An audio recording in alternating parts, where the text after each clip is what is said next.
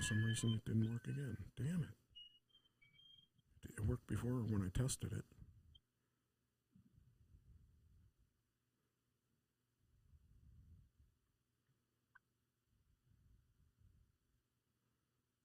Huh. All right, well, I guess we're not on Facebook again tonight. Although we got 20-some off of YouTube. All right, here we go.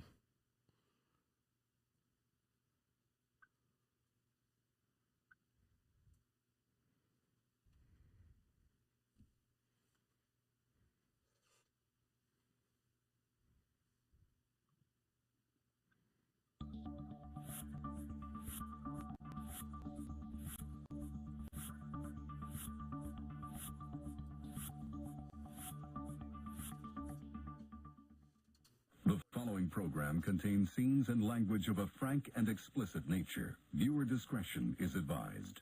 In 5, 4, 3, 2, live now. I don't know, Mike. I don't know what you're talking about.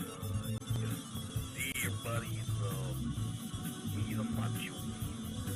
Now that you're listening to Mike Trash, TrashTalkingRadio.com.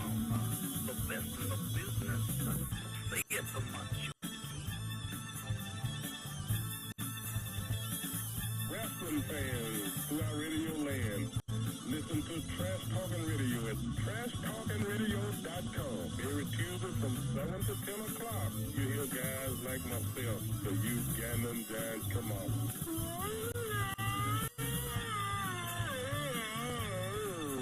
And that's my story. Whenever we get done, it's like using a screwdriver. Roast beef. This is Slunavation, the other half of the Rock and Wrestling Connection. That's the trashy one and the loony one together forever.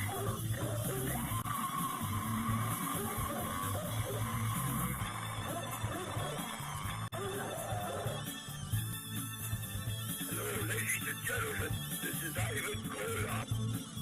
I'm here to tell you about Mike Talking Trash. With the Trash, 7 to 10. Tuesday nights, you got to listen in. It's the best around, the best in town. Alright, hey, this is the animal. One half of the world famous take in the road warrior. We do the dumb. If you know it's good for you, listen to Trash Talking Radio or else.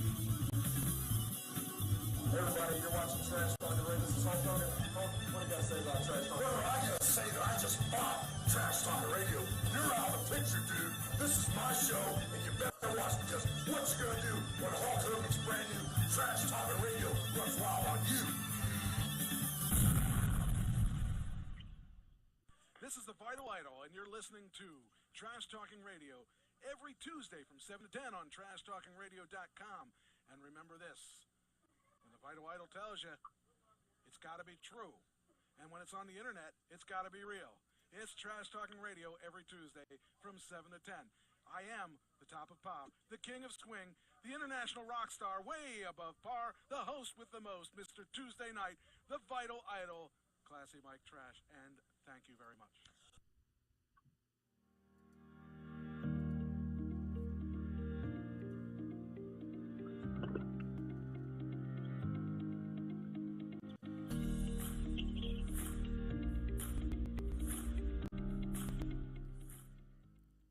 It is Trash Talking Radio. It is Tuesday, and it is the best night of the week.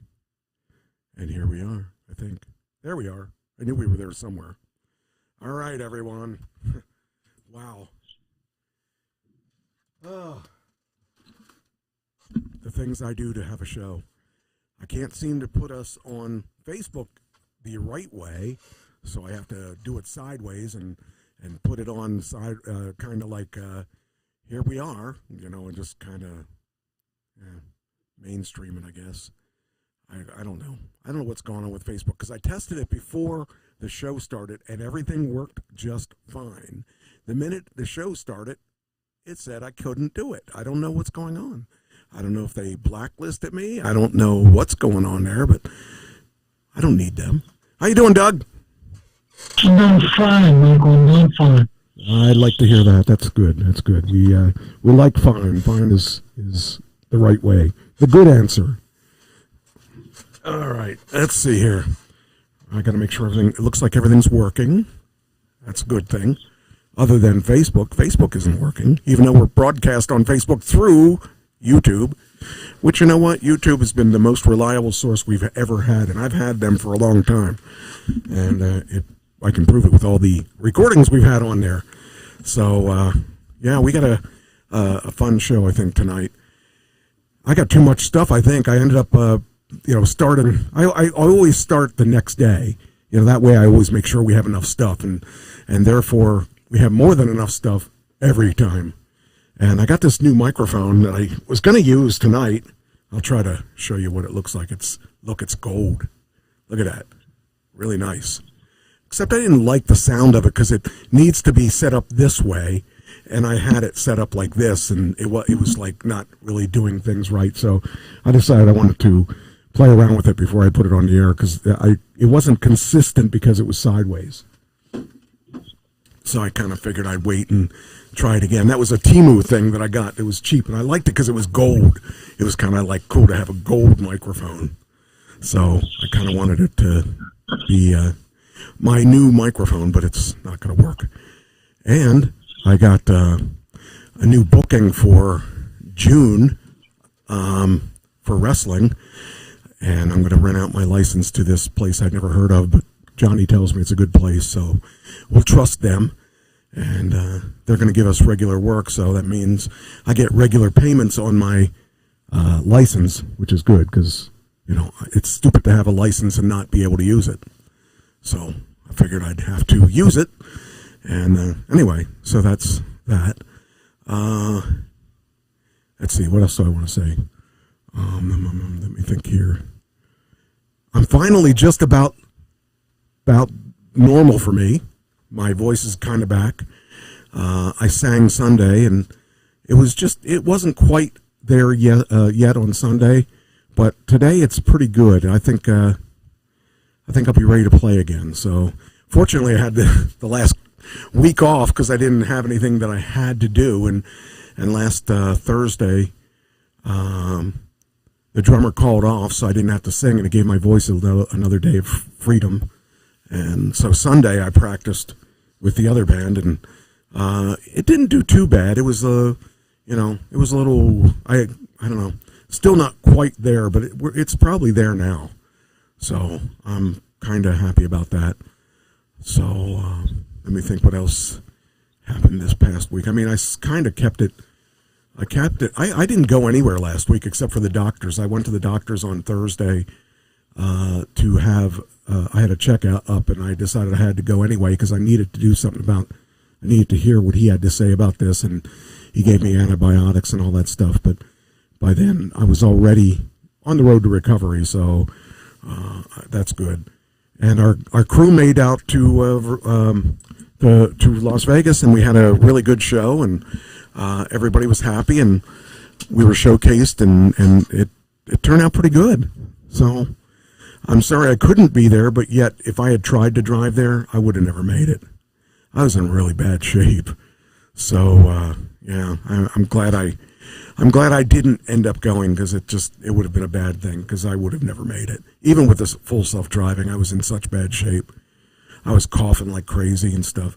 And today seems, I've coughed a couple times, but not nearly what I was doing like last week and the week before and the week before. And it seems like this whole year, but it's only been like a couple weeks, but it's been bad. Anybody get it over where you're at? What, Michael? Anybody get this flu thing over where you're at? No, nobody I know. Man, I'm telling you, it's horrible. I mean, I got it twice. I got it at the end of February, and it lasted for about 2 weeks, give or take. Then I was clear for a while, and then I kissed Christine, and then she got it. I said, "Are you sure you want to kiss me? Because you might get this." And she said, "I do. I want to kiss you." And she kissed me, and see what happened. And then I kissed her, and guess what? I got it. And then yesterday I kissed her again. So I said, "Are you sure you want to kiss me?" Because we did this before. I said, "Do you want my germs? Do you want my germs back that I got from you that you got from me?" And so we're hoping that she doesn't get it. That I don't want to see this. I never want to be this sick again. I'm telling you, it's been a long time since I've actually been taken down. Even COVID didn't last that long for you. So, it's just really weird that something would take me down that much. And I really felt like this might be it because I couldn't breathe. I couldn't, everything. I felt like an elephant was sitting on my chest, There's nothing good comes out of these flus. So, anyway. All right. We'll get started with your favorite thing about. Oh. Good news for me, bad news for you, bad news for Christine. We have a winner of the disaster bingo. So you're saying? You got it. Yeah, I did. And I was not the one that picked it, so they can't blame me. So here we go. I'm going to give it to you, let you see what we actually got. So here we go. Let's not do it that way. What do I got to do here? I got to get out of this. All right, let me out of this. Stop. Let me out of it.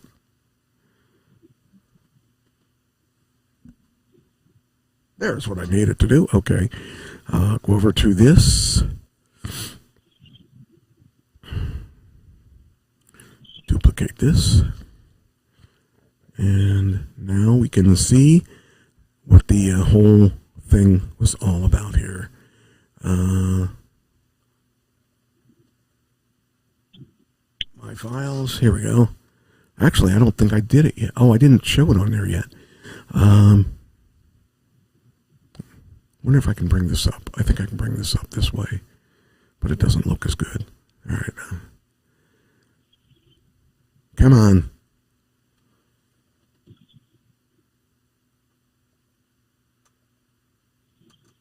Why are my files not showing up?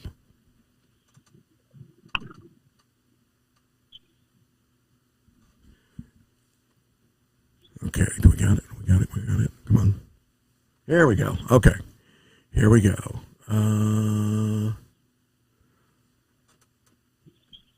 This. Yeah, I was kind of looking at it last night because I knew there was probably something because it's, it was the day before a show. So, did you actually look at it yourself or are you just guessing? Me, I did not look at it. Okay, here is the answer to. Okay, so here's let me see. Here's yours. So the ones that changed, these two here are now this will be yellow. Come on, there we go, and we got a third one. What was the third one? I forget what.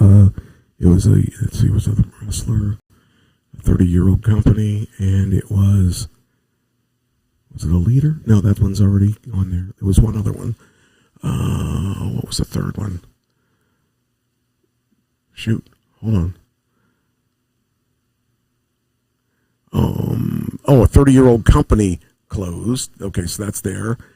60-year-old wrestler dies. That was Van Hammer. This one was Eddie Bauer. And then there was a billionaire dies. Where's it at? Billionaire dies. That's this one here. This one's yours. Okay, so those are the three. So that gives you had two there, you had two there, you had two there, you had two there. But you just didn't do it. She had billionaire dies.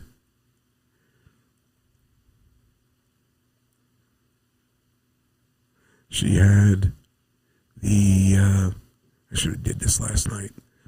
Where was it? Nyla, the other. Oh, the one I screwed hers up because hers I had 2 battery things. I made her change another one. I forget which one was the one that we put in there. I let her choose between this one and this one because I had it twice, and I didn't catch that. The second one was, let's see. Okay, Doug, Christine, there it is. 30-year-old. Oh, okay. That was a 30-year-old business closes. So that was the one that she did. So that's 30-year-old business closes. Paste that in there. May not let me. Allow. Come on, allow. There we go. So that was a winning block. And then the other one was billionaire. Okay, so the 60-year-old wrestler dies. There it is. That was Van Hammer. And then it comes to me. So, billionaire dies.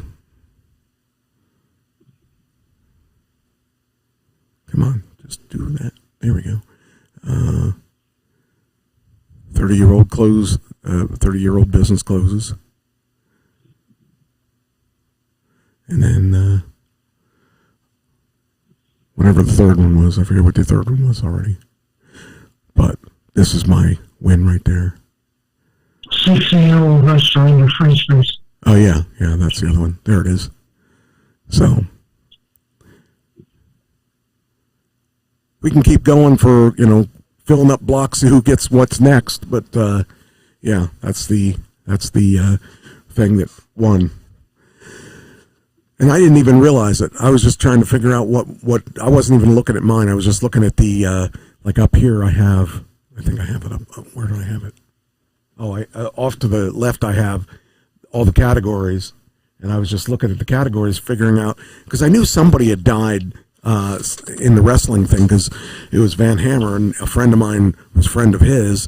I didn't even know how old he was. I had to look up to see how old he was. And that was it. So, when are you going to resign so that we can have this one? Anyway, so that's the big one there. All right, now let's go on to the most important part of the show, is the birthday show. Some of these you're not going to know. Some of these you're not. You are going to know. Some of these you surprise me which ones you usually know, because I think you're not going to know that one, and then you end up saying, "Oh yeah, I know who that is." So I guess I'm going to be curious to see which ones of these you know. Some of these guys are pretty big. Some of these guys are. You'll surprise me, I think, on some of these, because you'll probably know some of these that I didn't think you knew. So here we go. There's one I know you're going to know without any shadow of a doubt. That's going to be the last one. Let's see. Let's start with this one, because I don't think you're going to know this one. So I figure I'll get him out of the way.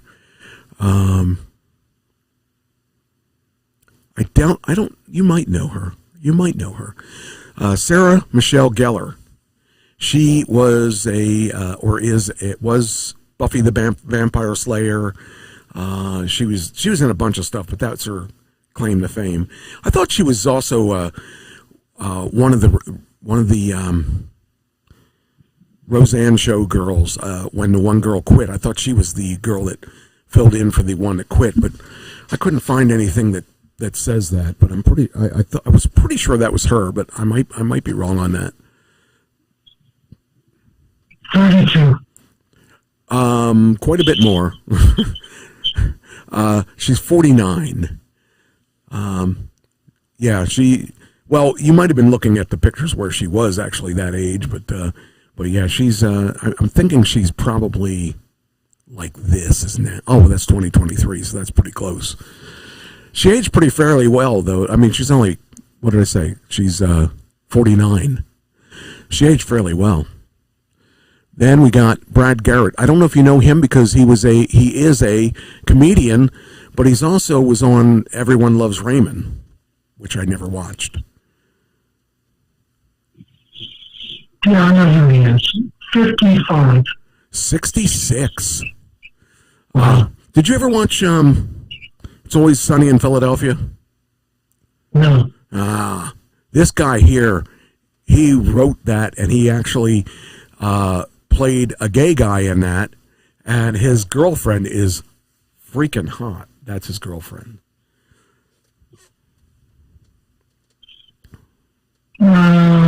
56. Oh boy, I think you're close. 49. Yeah, I like him a lot. He actually is pretty funny. And actually, I thought the one that was her boyfriend was actually her brother in that series, and that was not the case. And it would have been, so when I found out it was him, I was like, really? Him? He played the dopey guy. And here he's the guy that, that wrote the thing. And actually, Danny DeVito's in that. It's a really cool comedy. Anthony Michael Hall, he's one of the Brat Pack in this 80s. That's him from then, and that's him now. So I thought, wow, he really changed a lot, but he actually turned into 63. He is 58, so that's within the range. We did Brad Garrett. Okay, you may not know him, so that's why I'll do him next. He is Billy West. He was with the Howard Stern show. He used to do all the neat voices, and he's also a comedian. He hasn't been with them for at least 20 years, but that's how I know him. He's really funny. He's 52. Let me give you a hint. He's closer to your age than mine. Wow. Okay, 68. 68. He is. Where'd he go? There he is. 74. So that's close enough. Martin Lawrence, who was always the sidekick of what's his name? Will Smith in all those buddy movies. He was always his sidekick. 61. That is correct. Ding, ding, ding, ding. Right on the nose. And Billy was Tom Segura. He's a comedian, stand-up comedian. And I like his stuff. His stuff, if you ever catch him on YouTube, he's funny. I'd say he's 59. 47. Yeah. You might or might not know him, Seth Rogen. He wrote and acts in a lot of stuff that he writes.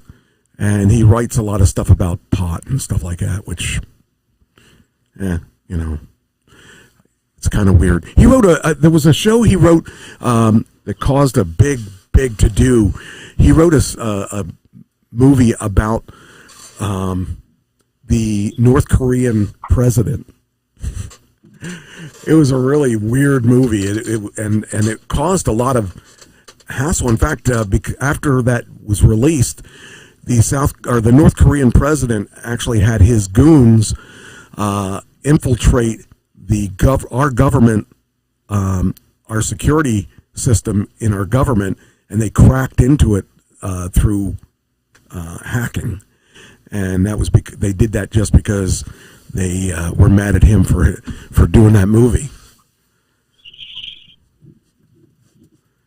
52. Close enough. He's 44. And the last two, Jennifer Garner, who was once married to Batman. What's his freaking name? The Batman. Shoot. 44. Close. 54. She's. And then lastly, but I know you know this guy, Kareem Abdul-Jabbar. 75. Close, really close. He's 79. Man, it's hard to believe that. You know, the thing I'm thinking is, the thing that freaks me out is when I think all these people that we saw in college, I mean, when they were big when we were in college, are all in their 70s and stuff. That freaks me out a little bit. I don't know about you, but that does freak me out to think that all these guys that we looked up to and stuff. Oh man, were you a basketball follower? Back then I was, yeah. Yeah, back when the athletes back then were different than they are now. I don't know, there were fewer stars. Everybody's a star now. But yeah, it was kind of fun. It was back when they played basketball the right way. Yeah. That shows my age, but it was the right way to play basketball. Now they just run down the court and throw up threes. Yep, that's it. I like it a bit. All right. That covers the there we go. Now let's see here. Let's see, where does I start with this? Okay, so I think this is all this week. All right, here we go. Okay, they have earbuds that see. Researchers yesterday presented a naval wireless earbud camera system that lets users talk with artificial intelligence model about what they're seeing. Each earbud has a rice-grained size camera that captures low-resolution images and sends them to the phone to a nearby device or nearby device. There, an AI model will verbally answer questions about the scene in or about 1 second. The prototype is called ViewBuds. It's achieved over 80% accuracy in identifying objects and 93% accuracy in identifying book titles and authors. Due to the camera size constraints, the images are in grayscale, so the system cannot view color-related questions. Future studies will show that the ViewBuds will help people with low vision read books and assist travelers with translations. The project team hopes that ViewBuds will be adopted more widely than smart glasses and VR headsets, since people already wear earbuds. Users can delete images instantly, addressing privacy concerns tied to Meta's AI glasses, and reportedly sent sensitive footage to subcontractors in Kenya. So I think that's kind of cool. I mean, that's pretty cool. You know, you can see things and not have to have it cover your whole face and all that, and nobody knows you're wearing earbuds. I mean, because everybody wears earbuds now, so that's kind of cool. So I guess I can close all these windows here.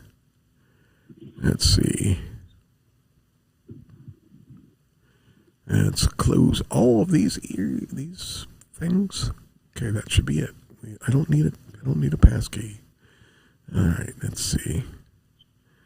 And all right, now we're back. Oh, we're not really back. Let me put the other thing up here. We use some. Okay, so we're going to put up Salt Road. Okay, come on. There we go. There's Salt Road. So, all right, here we go.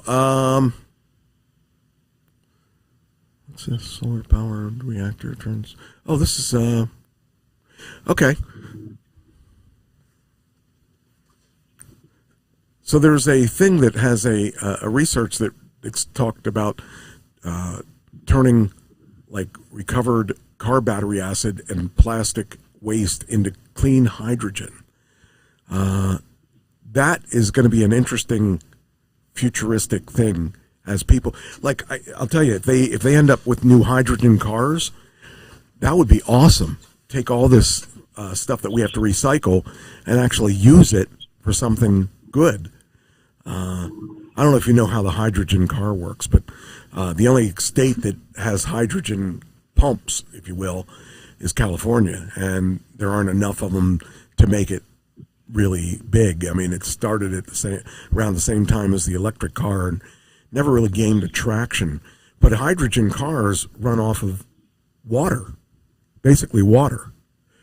And so that would be such a cool thing if we could get that off the ground and see it happen, see it work. Because you know, who doesn't want? I mean, you would have no negative reaction to the environment because it's running off of water. I don't know. I just think it would be really cool if that were the case. So it's something that I like to see, and I would love to see something like that happen. But as it turns out, until we get more people that are interested in that technology, it probably isn't going to happen.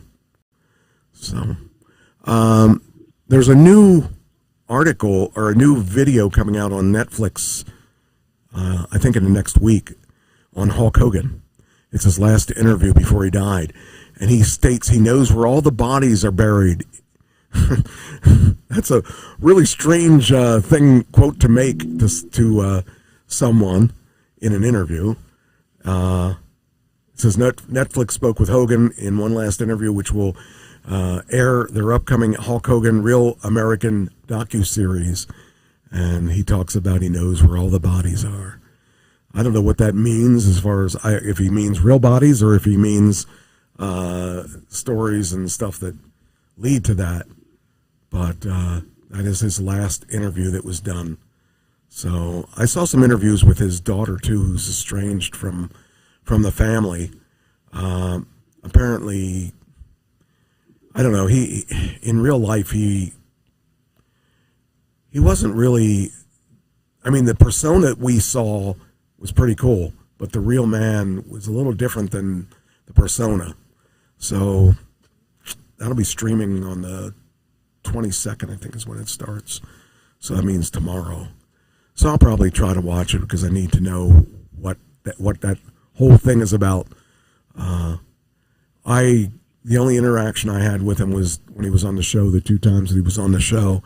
And he was really nice to me. And before I had him on the show, I didn't care too much for him, but he won me over when I had him in the show. Because, I mean, to have a man of that elevation on my show gave me such credibility.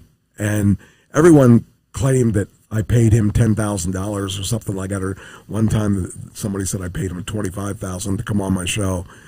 Not true. I didn't pay him anything. The guy was really awesome because he came on the show for free. So,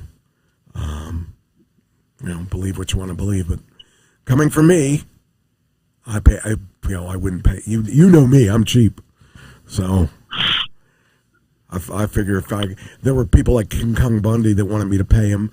There were people like Ken Patera that wanted me to pay him. None of them got a penny from me. And I also didn't have him on the show. My exact quote was, Hulk Hogan didn't charge me anything. So, and if they didn't want to be, and then I became friends with Bundy, and I think he would have come on the show then, but I didn't care then at that point. Dick Vitale, 86, is diagnosed with cancer for the 5th time after completing his 46th year covering college basketball. Man. 86. That's crazy. I would have thought it was bad enough he had to cover basketball. Oh, but these guys, they keep fighting, man. It's hard to believe these guys. Some of these guys are up there, and think about all the guys that we talked about that have died at almost 100. Man, there's a lot of them lately. It means our medicine is probably getting too good.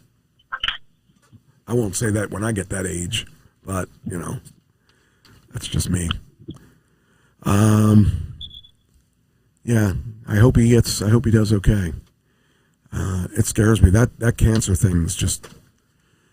I was talking to Christine about a friend of mine. We were watching an old episode of Grey's Anatomy. And the person got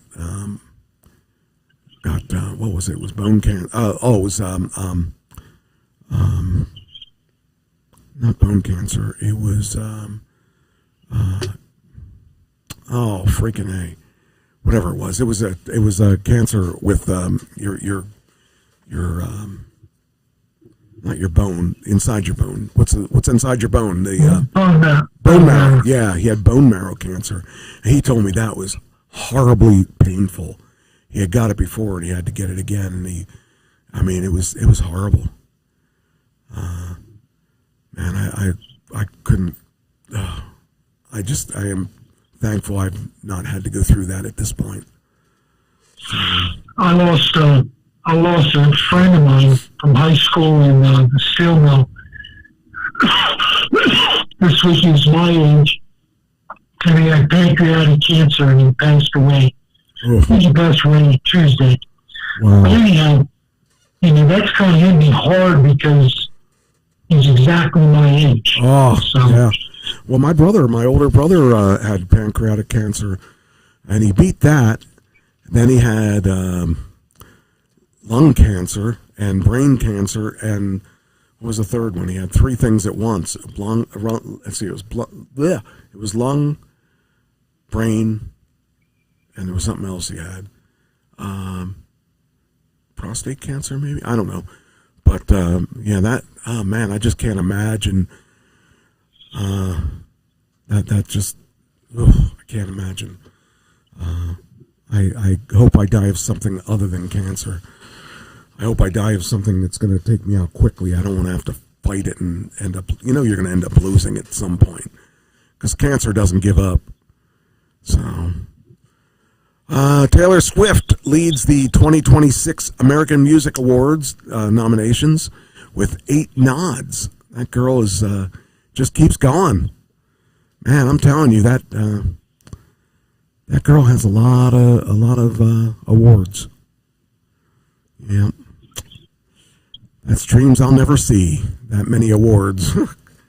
She's young and she had got a lot of them early and just keeps winning them. I'm going to be hanging out with a Billboard award-winning guy this weekend. He's from Philadelphia. His name is Lavari, and I work with him in wrestling. So, by the way, our like I started to say, our event in Vegas went off really well. I'm glad I didn't go because I was so sick, but boy, our people did so well. They went out there and, man, they kicked some butt. And we're going to do SummerSlam at the beginning of August. That's in Minnesota. So we're going to do an event like that again this time. And, it went over so well. We had gotten a lot of publicity and stuff. And, why not? See what happens.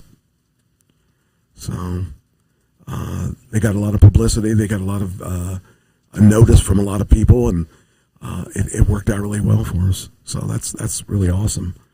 How many wrestlers went? We probably had, I'm going to tell you, at least 16. Because we had a whole card, I think. We mixed it up. Like a lot of our guys took on guys that we have a PWU East Coast, which is us, and a PWU West Coast, who's affiliated with us, and we took some of their people on, and then we took on. It was called the collaboration. We did a collaboration with a couple other organizations. So we had a bunch of wrestling going on in that building all day, the Wednesday before Wrestlemania, and we sold out the show. So that's cool. And the promoter was, we worked with Hybrid, and we worked with a couple other promotions, but it turned out to be really a good thing for all of us. Everybody stood out. We had all kinds of fun my guys were talking about how they did really good. Nobody did bad in that thing.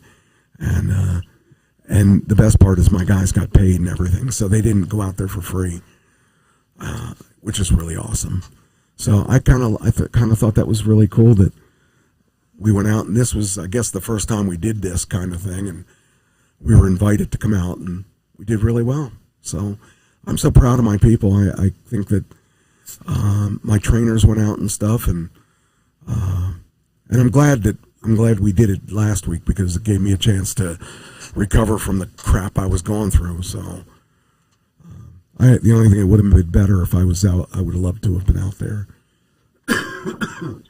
So we'll see what happens this week, and this will be our first week back since then, and hopefully, in fact, Lavari was out there, the guy I'm going to be talking to this weekend.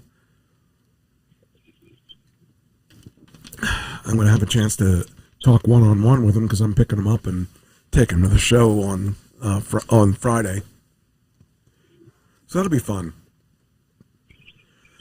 Yeah, I got a new event that we're going to be doing in June. A different promotion. It's a promotion I haven't worked with yet, but Johnny tells me he's worked with them before and he knows them well and stuff. So I'll be able to recover some money of my wrestling license, and then we have a booking at the end of October that we're doing for the promotion that it was the township, the Cheltenham Township, that we did a show a couple weeks ago. So things are starting to pick up, like they weren't fast enough. like I didn't have enough to do. So we'll fill those couple spaces that I had of sleep. You know, I still sleep a little bit, so we got room. We can fill it up. When you coming out this way again? June. Beginning of June. Which part? Beginning of June. Beginning of June. Okay, well that's let's see, is that yeah, I'm trying to think here. Do I have a I think I have a let me check here. I think I might have a band thing. Let me see. Be really fun to take you to one of those, because you got to see me with wrestling. Now you might be able to see me in June. My June is June 6th at the American Legion in Shippensburg. So if you're out in the first week, I'll take you to that if you have time. So get to see me play there for the first time. So we're actually going I'm coming out to see the general speak of the Salvation Army. He's coming in from England to speak. So. Oh, that's neat. So yeah. Where you got to see him at? Where you got to go to see him? Hershey. Oh, he'll be local. He'll be local. He's coming to Hershey, and all Salvation Army people from East Coast, northern East Coast, are going to be there. And it'll be packed out. It'll be packed out. Well, Convention center. If you make it out at the end of August, August 28th, we're playing at the Midway Bowling Alley. It's an outdoor show that we're going to do. That's with the big band. That'll be fun. They have a real nice setup outside, and it'll be fun. That'll be your first time there too, so that'll be kind of cool. And yeah, I'm starting to see my schedule fill up, so I get to perform and enjoy life the way it should be. You know, where I get to actually play star. So, you know, okay, what else we got here? All right, we did the Taylor Swift, so that's gone. Now we go back over, and okay, I got 15 minutes, and then we hand it over to you. Let's see here. Come on, how about WrestleMania? WrestleMania was fun. It was, but it was horrible. It was probably that Saturday. First off, okay, so did you watch it? Oh, you didn't watch any of it, did you? I didn't watch any of it, but my grandson did. Okay, well, the Friday night was horrible. The Hall of Fame was horrible because the first hour was Stephanie receiving her award. She had her 3 daughters on, her mother on, and then she spoke forever, and she took an hour for herself. So the next hour and a half was the rest of the people, and they were really, really bad. I mean, it was because they were rushed then, because she took an hour. Now, she should have taken 10 minutes, 15 minutes, maybe at the most. Maybe if you stretched it out, maybe a half hour. I mean, it was neat to see her daughters because I didn't realize, but her daughters are all in their 20s now or somewhere around there. And I got to actually see her daughters and stuff, and that was kind of cool. And it was fun to listen to her mother talk because we haven't heard from her mother in probably, I can't imagine, it's been at least 20 years since we heard her mother.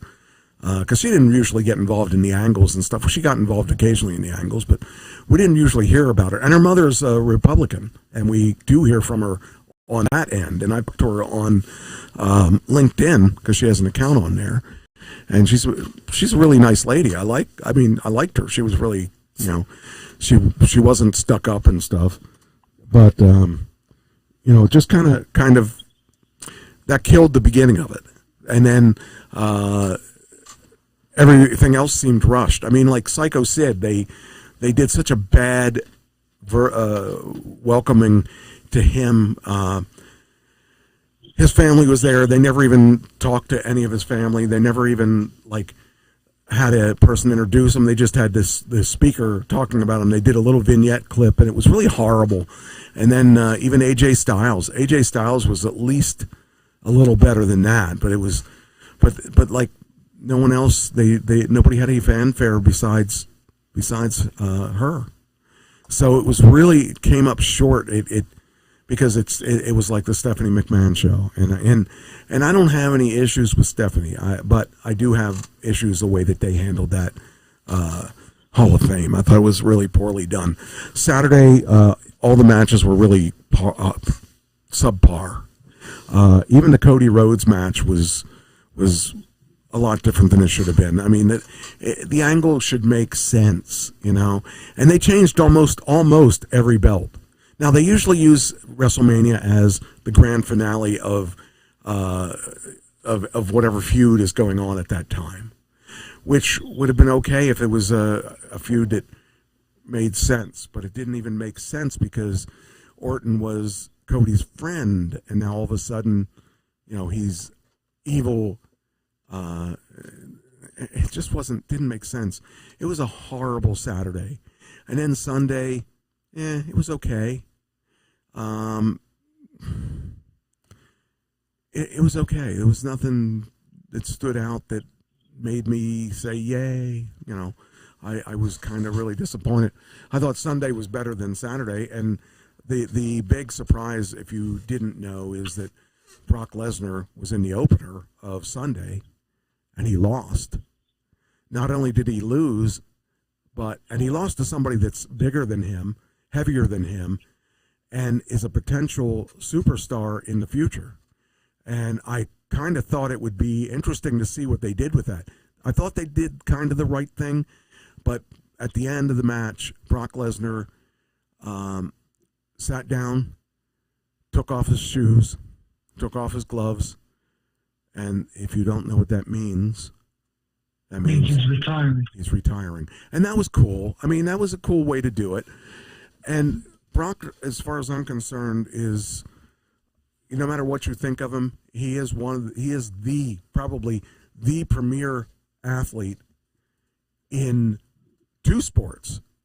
He's a UFC fighter, and he did really well. He held the belt a couple times in UFC. He held the belt multiple times in WWE. I mean, to me, he was an overpaid guy in WWE because he was a part-timer, but he got paid more than full-time money. And, it's not like he's going to be hurting for money. So it's just he's 48 years old, and it's time for him to call it quits, So we might see him in a little while, but we're not going to see him, we saw him a couple times a year already for the past 20 years, so we'll probably see him once a year maybe, and it'll be a surprise and all that. I mean, the big replacement for him is Obafemi, and Obafemi has all the talents to do it. He just needs to be a little less green. I mean, he's a new guy, and he is being pushed pretty hard to be a new guy, but I think that this guy is going to be a good replacement for Brock because he's taller than Brock, he's heavier than Brock, He looks fantastic. And he looks like a chiseled Brock from back in when Brock was 20 or 30. This guy's about 30. This guy's 27, I think, and he'll do really well. I think he'll do, depending how they book him. If they book him correctly, he'll do great. We'll just have to wait to see.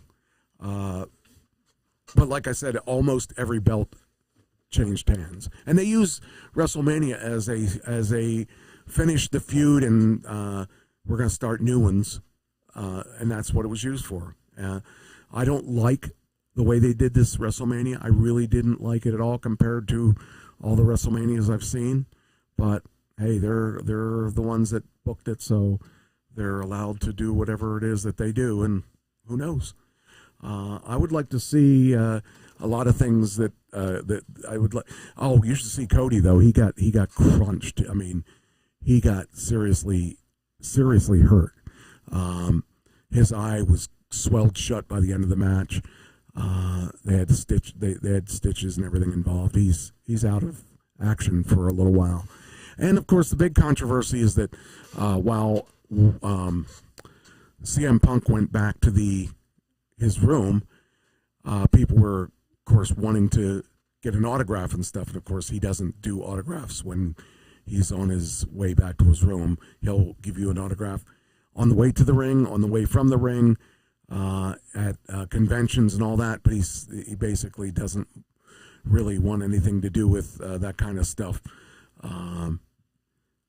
when it comes right down to it. So, I kind of think that's a really lousy way to look at things. I mean, people that pay money for tickets, they deserve autographs. They want autographs. As much money as they pay. And do you know what tickets were running for this? No. The cheap seats were $260 or $280, I think it was, and the expensive ones, the ring sides and all that. You want to guess that? 1,000 or more. They were $1,600 for the best seats. Now, I don't know if that included a meet and greet. I don't know what else it included, but I thought that was really, I mean, how could you take your family at $1,600, even at $250 a ticket? You're not going to take your kids. That's expensive. Yeah.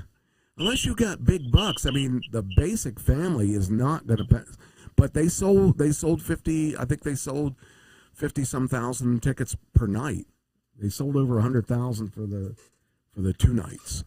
But that's just ridiculous. I mean, let's talk about, it comes down to that Ticketmaster thing again, too.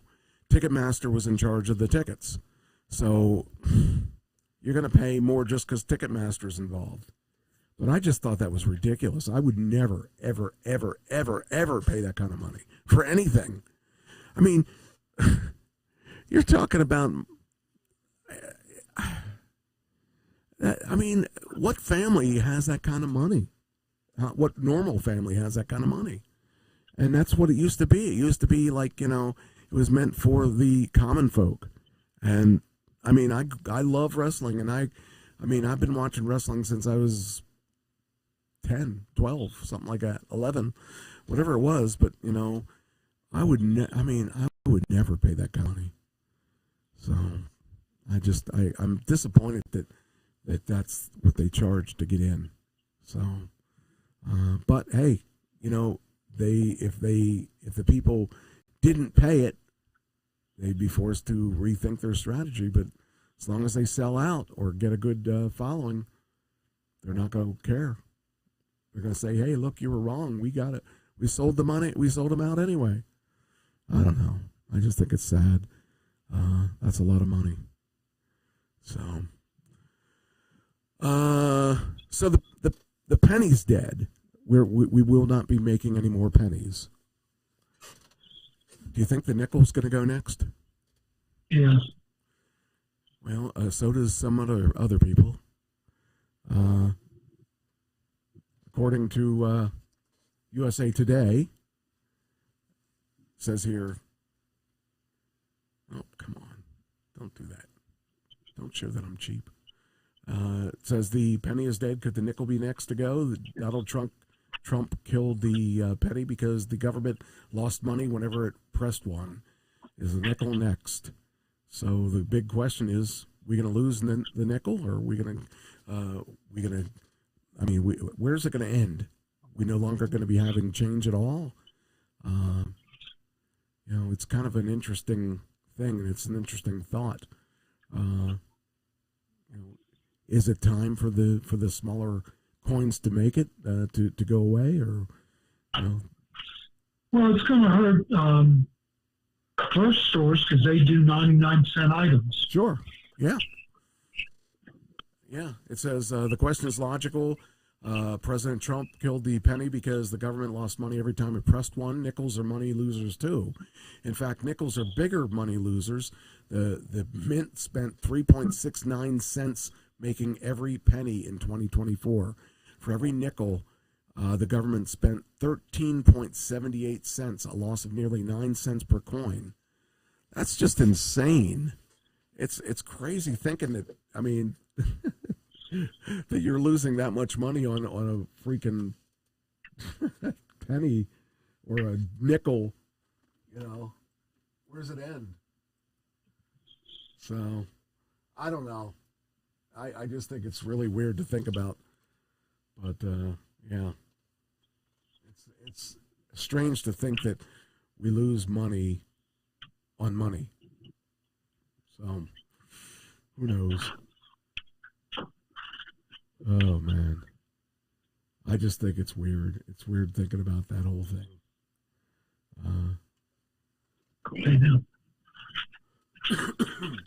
All right, next. Okay, get rid of that one. All right. There's a startup for... okay, let me get rid of this. All right. Autonomous vehicle startups. Now, how much do you think money was raised across 34 deals globally? How much? I have no idea. $1.5 million. Okay, according to this article that I've got right here, autonomous vehicle startups raised $21.4 billion. Why is this? Oh, here it is. There we go. There it is. Vehicle funding more than triples in 2026 to hit record amount. That's just insane when you think about this. This is just a vehicle startup company. Funding to autonomous vehicle startups have seen a massive resurgence in 2024, more than tripling this so far this year compared to 2025. Several multi-billion deals, mega deals, drove that spike in the first quarter of investment.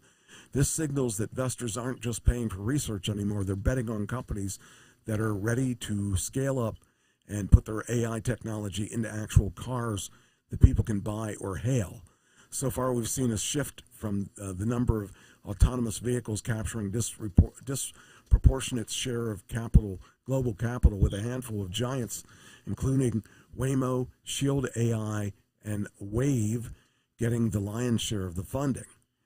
Now when you think about that they're not even talking about Tesla. They're talking about Waymo, who we've already known has a big piece of the share. I don't know who Shield AI is, and I don't know who Wave is, but they're the ones that are getting the most of the money. The autonomous vehicle startups raised a record $21.4 billion across 34 deals through April 24th. That's a staggering 262.17% compared to the $5.9 billion raised across 99 investments in all of 2025. It's about 77% higher than the $12.1 billion raised across 127 deals in 2024. Now think about this. How many of those deals have come to fruition? I mean, besides Waymo, we haven't seen any of them. We have none of those. And the only two that are really out there working are Waymo and Tesla.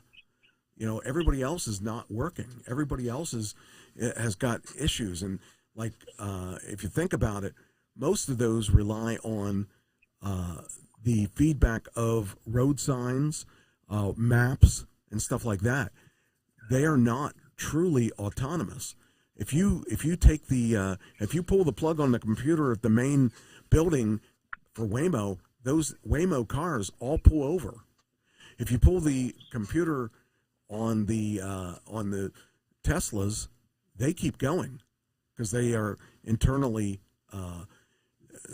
using it in their computer on the car that's driving. So the only one that is actually, if there was something that was going to wipe out the country, the only one that would work would be the Tesla, as long as there's electric, because the Tesla looks at its surroundings and it uses the AI to determine what's going on, and it can work on any road. It doesn't have to have lines on the road to work.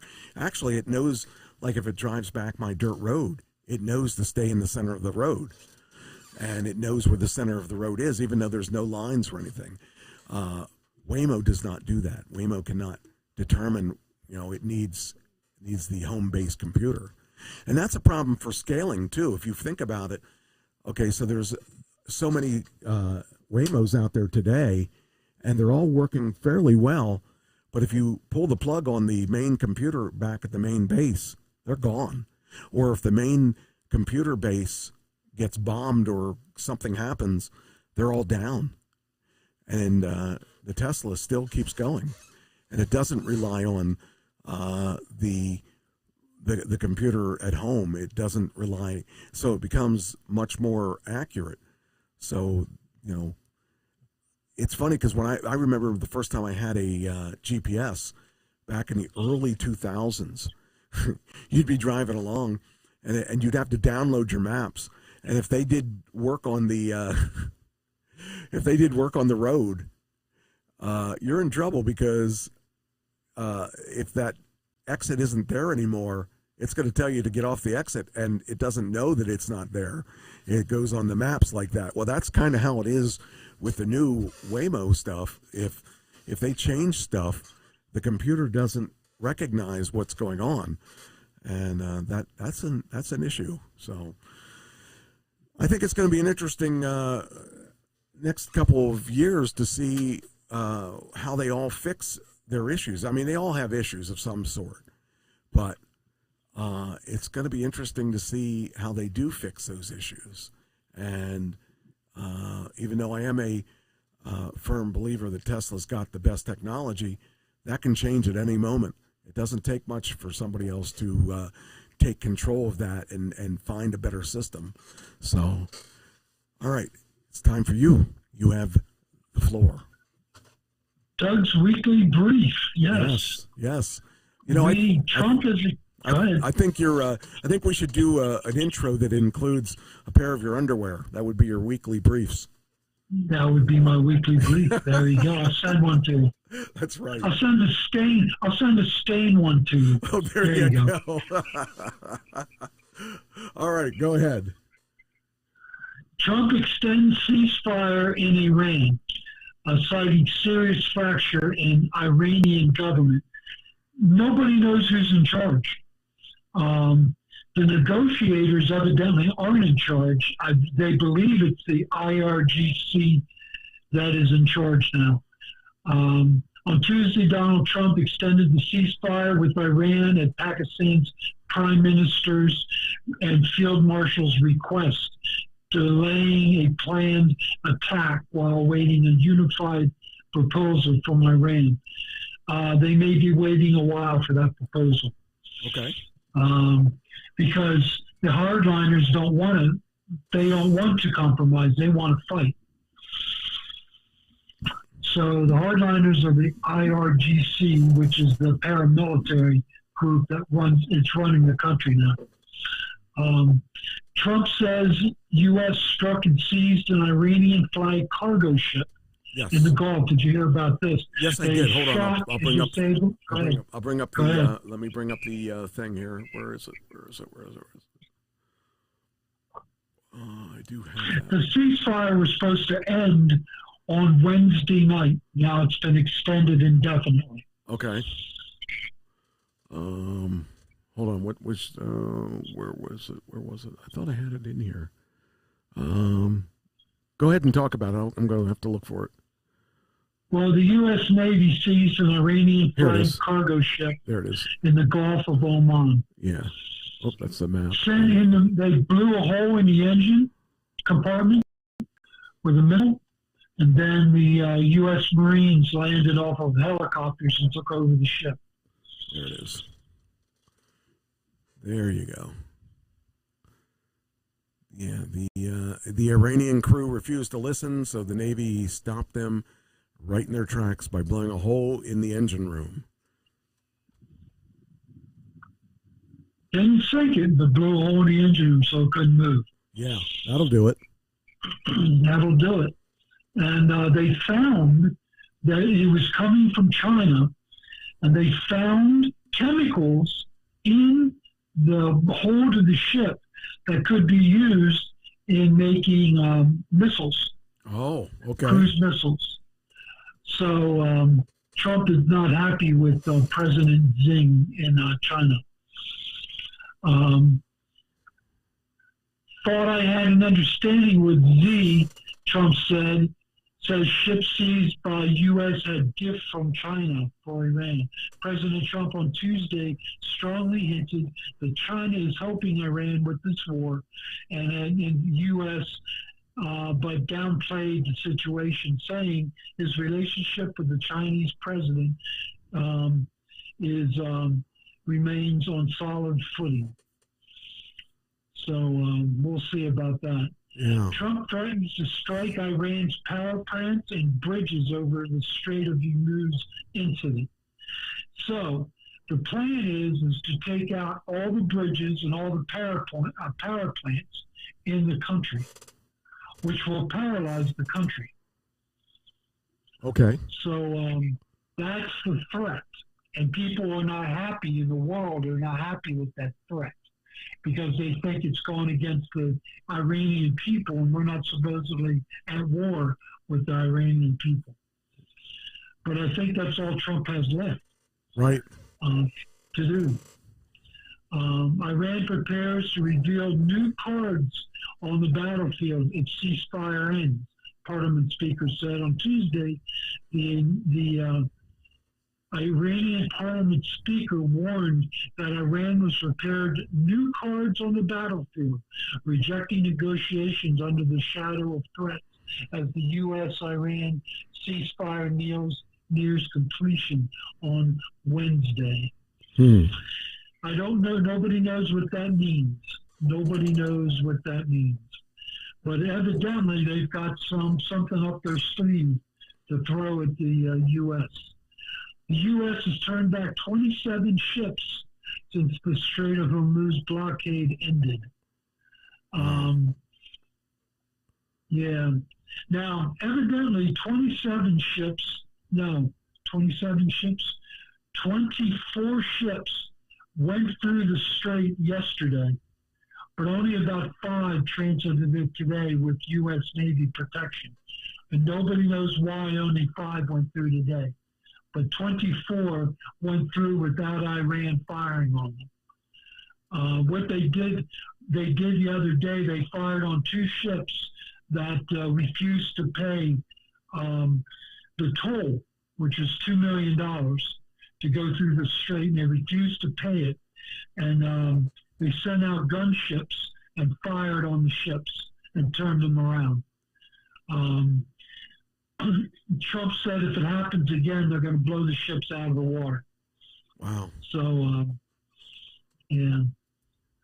Iranian president says mistrust of U.S. government remains ahead of the peace talks. The head of the parliament said that diplomacy should continue, but he called distrust with Washington necessary as the 2-week ceasefire in United States representatives led by Vice President Vance reached Islamabad on Monday for negotiations with Iran, though Iran is yet to confirm participation as the 2-week ceasefire expires on Wednesday. Tensions remain high over the Strait of Hormuz, where Iran tightened maritime transition control, while the United States continues to blockade Iranian ports. What the United States is doing is not allowing any ships in or out of Iranian ports. And Iran is losing over $300 million a day. Wow. Because they can't get their ships in or out. And the country doesn't have that much money to last very long. And,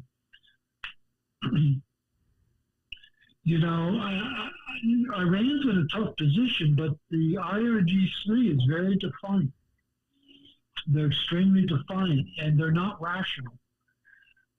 They don't see that there's a negotiated point to end this war. The people that have been negotiating know that there is a deal to be made, but the IRGC says no deal. That's what's happening. Wow. Negotiators are ready to settle. IRGC will not settle. So they're losing over $300 million a day. China's Xi has called the Saudi Crown Prince, calls for the Strait of Hormuz to remain open. Their problem is they run out of oil on June 8th. They get 80% of their oil from the Middle East. 90% of its oil from the Middle East. And they have 50 days left of distribution to their country before they run out of crude oil. So China is going to be in trouble. Big trouble. And Trump doesn't want that to happen.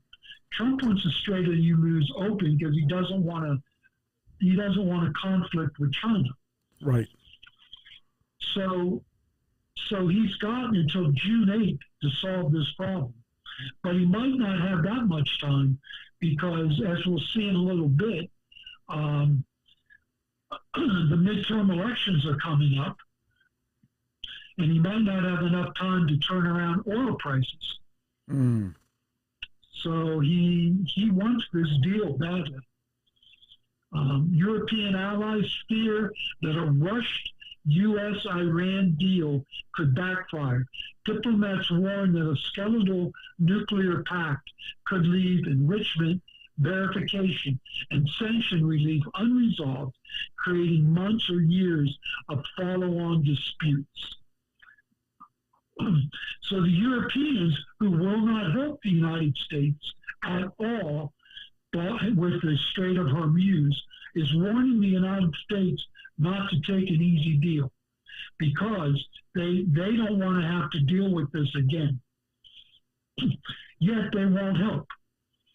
So my basic opinion is screw you. You know? Sure. You don't help, you don't get the deal you want. Iran used Chinese spy satellites to target U.S. bases to help Iran launch cruise missiles and drones at the bases and cause a lot of damage. So China is not our friend. It's a proxy war. Their technology against our technology.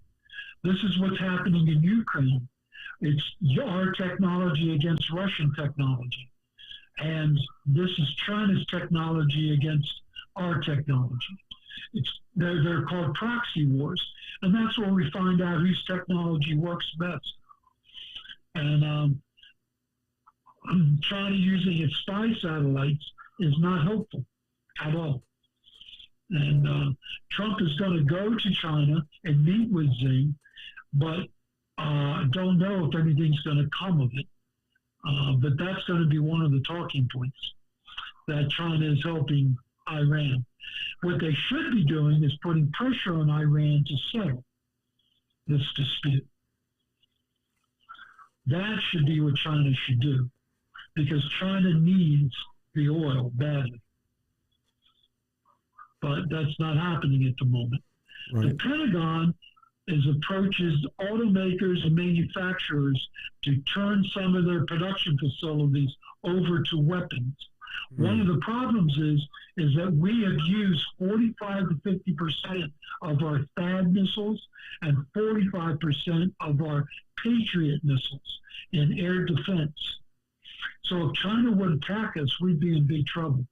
And it's going to take 3 to 5 years to replenish what we have now. And we're threatening to go to war again with Iran on Wednesday, which means more THAAD missiles and Patriot missiles will be used. That's not a good thing. That also is weighing on President Trump in this negotiation. So that's a big problem. So that is our Iran news. Now, Israeli-Lebanon news. They agreed to a 10-day ceasefire, Israel and Lebanon, but not Israel and Hezbollah. So Hezbollah and Israel are still fighting, even though Lebanon in this cease war is supposed to disarm Hezbollah, who functions autonomously in the south of Lebanon. They run the south of Lebanon. The Lebanese government does not run it. So nothing is happening good there at all. Right. It's going to take $71 billion to rebuild Gaza. 71 U.S. billions of dollars to rebuild Gaza. The assessment says that that number billion is needed just in the first 18 months alone to restore services and rebuild crucial infrastructure. Okay. That's a lot of money. It is. And I don't know who's going to foot the bill. Is the United States going to foot the bill? Right. Probably. Wow. That's crazy. So the U.S. military is asking for a $1.5 trillion defense budget. $1.5 trillion defense budget in 2027. And most of it's going for drones, and air defense used in the Iraq war, because war has changed. The Ukraine is doing amazing things with robots and drones. They won a battle for a position in eastern Ukraine with drones and robots only. Wow. First time in modern warfare that has happened. Modern warfare is going to be drones and robots. And so they want a big part of that $1.5 trillion budget is going for drones and robots. The technology. It's $74 billion out of the $1.5 billion is going for drone technology. Wow. That's amazing. Now, your buddy and mine, John Fetterman, raises concerns about anti-Semitism in the Democratic Party. Do you know he's going to not run as a Democrat again? He's going to run either as an independent or a Republican when his term comes up. He is the most rational Democrat there is. Okay. And I like him. I like him a lot. He's crazy. He's not right. But he is a fair-minded, open-minded thinker. And there's a lot of anti-Semitism in the Democratic Party. Yeah. For one thing, they hate Israel, but they're not very fond of Jewish people either. Anti-Semitism is not anti-Israel. You can be anti-Israel and not be anti-Semitic. But Fetterman says there's a lot of anti-Semitism now in the Democratic Party. And he pointed to the main Democratic senatorial candidate, Graham Plattner, who leads primary polls despite controversy over Nazi-linked tattoo that he wears, and recently serviced Reddit comments praising the 214 October 7th Hamas raid. That's anti-Semitic. Wow. The senator also criticized Democratic support for influencer Hassan Piker, who claimed America deserved 9/11 and Hamas was 100% better than Israel, while noting 80% of Democrats view Israel negatively. Fetterman on Fox appearance defended Israel's military actions against Hamas, Hezbollah, and Iran, admitting his pro-Israel stance is politically toxic within his party, but remains committed to the Democratic Party for now. So, oh, man. So your Democratic senator may become a Republican senator. Yeah. I don't know what's, the thing is, I just don't trust any of them anymore. They're it's hard to trust them. Yeah. It's weird, but you can't. You just, and they can flip on in a second, or you may think one thing and then they have something totally different. I don't know. I just get I'm so freaking tired of all of them. I want to see consistency. I don't know. Well, I'm pragmatic. I got to deal with them, so I'm looking for the best of the swamp and trying to get behind the best of the swamp. And Fetterman on the Democratic side is the best of the swamp, right? In my personal opinion. So, because he's open-minded, he's fairly will look at something and he'll come up with a fair opinion. He doesn't just read the notes that go out every morning and speak the company line. Right. He has independent positions. I don't agree with all his positions. He's pro-choice, and being a Christian, that's very difficult for me. But, in the Democratic Party running for president, he would probably be my pick in the Democratic Party. So don't know if he's going to run at all, but he would be my pick. NBC in group chats and meetings say Republicans are privately petrified that the Iran war will cost them the midterms. Republicans fear Trump's Iran war and higher fuel costs will undercut their 2026 campaign message, as polls show most Americans feel the economic strain. So Trump is in trouble. He's at 28% right now in the polls, between 28 and 36% in the polls right now. That's going to be an all-time low for anyone. It is very low, and it's because most people don't know why we're in the Iran war. They don't wonder why we're there. When Trump said he wasn't going to get involved in foreign wars, now we're involved in this war. And people don't understand that Iran cannot get a nuclear weapon because they will use it. Right.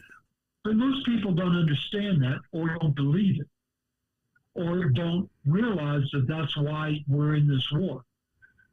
Many people believe that Israel drug us into the war, and they're anti-Israel, and so they think Trump is just a puppet of Netanyahu, the Israel prime minister. So there's a lot of naivete going on in America, and a lot of short-sighted thinking, in my opinion. But I don't think that Iran should get a nuclear weapon, and I think the United States has to do whatever it takes to stop it from happening. Yeah. That's my personal opinion. But that's not the country's opinion. Polls show that most Americans do not agree with me. And so that means the Republicans are in trouble because they'll take it out on the Republicans and vote in Democrats, which ends everything Trump wants to do. Right. It just ends it. He'll have 2 years of basically doing nothing, fighting impeachment, if the Democrats take control of both the House and the Senate, because they'll impeach him and the Senate will try him. So, on to something else. Supreme Court Justices Alito and Thomas, both Republicans, both in their 70s, are not planning to retire this year. They've already started hiring clerks for next year. So that means they're not retiring. Now, the Republican Party want both to retire this year. Because before the Democrats take over the Senate, they want to be able to put in 2 younger Republican judges instead of having Alito and Thomas die in office when there's a Democratic president. They want them to retire this year so that they can, Trump can appoint or nominate 2 younger Republican justices and have them voted in before Trump loses office or loses the Senate. Not going to happen, according to Alito and Thomas. They're not leaving. Here's something that dismays me a lot. I'm very upset with this. I really don't have any news against Trump except for this. Trump's routing, he's routing 1,100 Afghans to the Congo, 400 of which are children. These Afghans helped us in Afghanistan. They were interpreters, or they worked in the government for us. They helped us in many ways, and they got special immigration treatment into the United States because the Taliban was looking to kill them. Wow. And now Trump has ended their ability to stay in the United States, and he wants to send them to the Congo, which is in a tremendous humanitarian crisis. That kind of upsets me. Yeah. They helped us. We should take them in. We should take care of them and let them become U.S. citizens. But it's not going to happen if Trump gets his way. Right. So in a poll, a Reuters ISOC poll said that only 30% of Americans agree with Trump's performance and 51% question his mental sharpness. And they think it has worsened since he came into office a year and a half ago. What do you think? 51% think he is losing his mental ability. They think he's being irrational. Some of his statements, which seem irrational, they seem irrational to me. Okay. I don't know if I'm in the 51%, but I definitely think some of his comments seem irrational. I think he's going to destroy the entire civilization in Iran. That's pretty irrational. I think that if you consider that the way he spoke before, I don't know that it's much different than before. I mean, I didn't think that the rationality was there before. So I don't know if he's less rational than before, because I don't know if he could be less rational than before. You know what I mean? Because he said some pretty weird stuff from the beginning. Well, he's not presidential. We just have to accept the fact that he's not. Right. He's not diplomatic. He's not presidential. He shoots from the hip. He says whatever comes into his mind, and it gets him in trouble. Right. Yeah, that's the way it's been from the beginning, and that's why he's always been in trouble. I mean, people seem to like it before we started getting into this war stuff, and it's been. I mean, it scares me that we're in as deep as we are. So Trump's approval on the economy falls in the AP NORAC poll, showing new warning signs for the president. Only 33% approve of Trump's overall job performance, while support among independents and younger Republicans has fallen also. And then there's another poll here. Well, that was the other poll, Reuters and ISOP poll.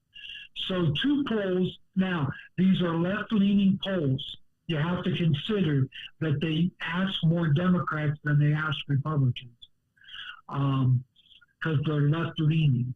So they're biased to begin with. But even a biased poll, 33% is really low. Even if it's a biased poll, that's not a good number at all. So Trump's in trouble, and the Republicans are in trouble. Yes, I believe that. Yeah. So the judge that stopped the construction of the ballroom, underneath the ballroom is a new security apparatus. It's a new construction for the security of the president and the staff. He has allowed that to proceed, but not the ballroom. So he hasn't allowed the ballroom to happen, but he has allowed the construction work underneath the ballroom to proceed. Good sign. Vance is in the spotlight. Trump has been talking to allies and advisors, trying to find out how he's doing, because he doesn't know if he wants to support Vance for president or if he wants to support Rubio for president. So he's trying both of them out to see which one. Now, Vance is in the lead, but Rubio is a good candidate. I think he actually would be a better candidate on the Republican side. That's who I want to see run for president, personally, is Rubio. But Vance is in the lead, but Trump is trying him out. That's why he's leading these negotiations. He's being showcased to see how he does, and to see if he has presidential chops or not, whether he's got the balls for it. And Trump is trying to figure it out. So, Trump uses Defense Production Act to speed energy projects. The orders let the Energy Department use 225 tax law funding to back coal, liquid natural gas, and grid projects despite financing and regulatory delays. In other words, this Defense Production Act bypasses the EPA and bypasses any federal judge that wants to stop the project. Now, the whole act is going to be taken to court. But if the act stands, individual judges will not be able to stop building coal plants, or mining for liquid natural gas. So that's a very important thing if you're an environmentally minded person, which I am. I don't like coal. So coal pollutes. And I don't know. We'll have to see how that works out. In space news, do you know that Blue Origin flight had a mishap and they could not get their satellite up to where they needed it to be? They needed it at 285-mile trajectory. They only got it up to 95-mile orbit. Wow. And it will come back to Earth and disintegrate. Interesting. Trump says review. Go ahead. I didn't know any of that. That's interesting. Yeah, it's a big failure. It's a big failure because Blue Origin is in competition with SpaceX. Okay. And people are rooting for Blue Origin to catch up because a lot of people don't like SpaceX because of Musk. Right. Well, it's Musk's company, and so they don't like SpaceX. Right. And SpaceX is the big kahuna on the block, right? Right. And SpaceX is sucking up all the oxygen in the space race. And so people are really hoping that Blue Origin can catch up. And I'm a Musk guy, and I probably dismays a lot of people, but I am a Musk guy.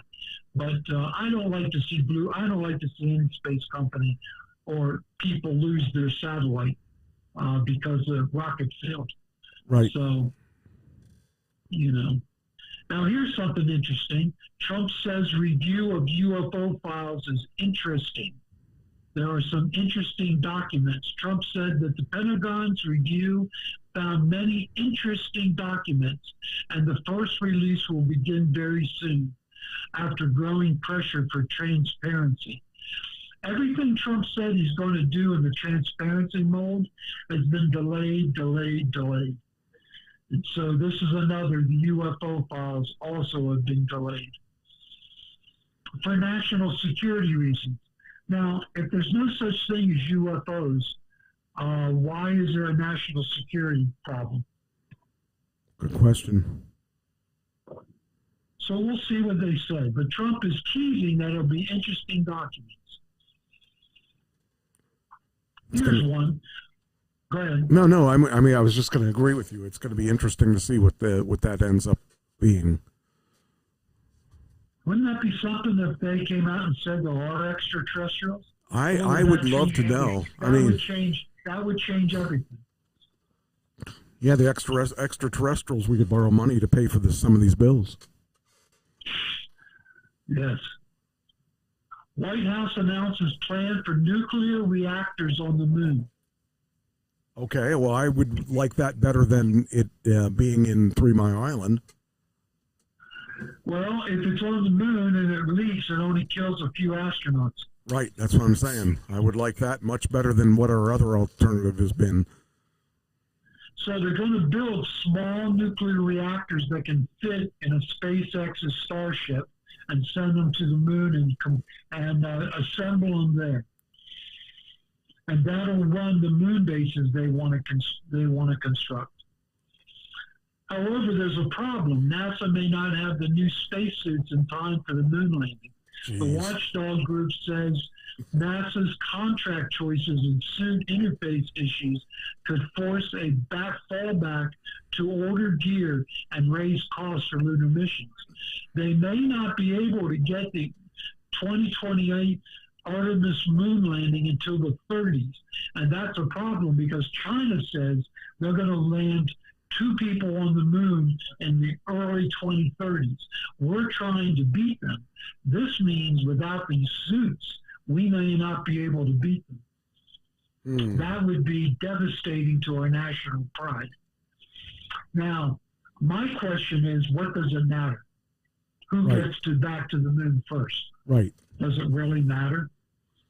I would think not. I would say not too, but there's national pride on the line, and Trump wants it to happen. Trump is not happy about this.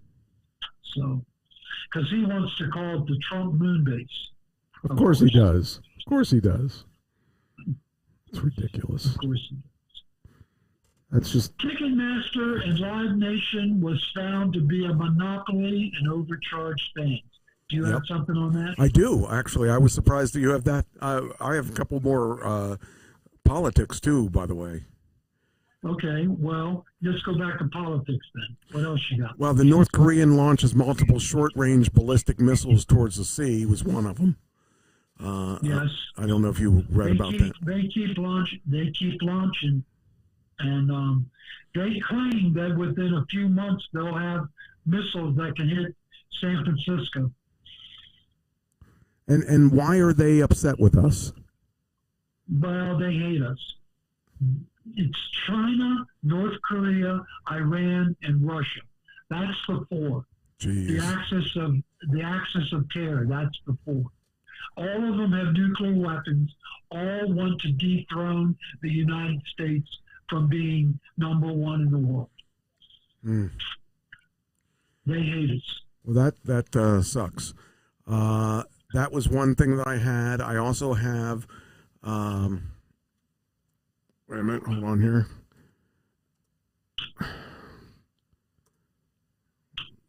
trying to delete this. Hold on. I also have the tariff refund scam. I want to call it a scam because the people that are getting the money for the tariff refunds are not the people. Are not us. And it's funny because you think about it. When the tariffs were put in place, what did the companies do? They raised their prices. So we paid the prices when they raised the prices. So what are they doing? They're giving them the money when we already paid the prices towards them. We're not getting anything back. They're getting all the prices should lower than what they were before. But they won't. So we could recoup some of that. That's money. correct. And that seems kind of sucky and shady because the way that it says the federal government began refunding more than $166 billion from the global tariffs struck down by the Supreme Court in February, with interest accruing to roughly $27 million per day. Why shouldn't that be given to the people, not the companies? Because the companies raised their prices instantly so that they didn't really get stuck with the upsurge of the price, and they actually made money on the product they had remaining in their stock. And now they're getting... They're double dipping. At least, yes. And the people like us, we already paid the prices when they went up in price, and those people didn't lose the money. Those companies didn't lose any money, but we're not the ones that are getting the money back. I would rather them give us 5 cents a piece rather than give them whatever they're giving them, because at least it wouldn't be going to the people that already made money off of us anyway. So they're getting a nice piece of money for nothing. So it seems silly that they would he would, instead of giving it to, say they, I mean, I would even compromise. I would even say, don't give it to me, give it to the poor, give it to people that, give it to the shelters, give it to somebody that can actually appreciate the money, because it could be saving some of the people that are living in the street. Anything but giving it to the corporations. Why give it to the corporations? They're already making money off this stuff. I see Michael. Go ahead. It just. Michael, capitalism is the best system ever created. The problem with capitalism is greed. Yes.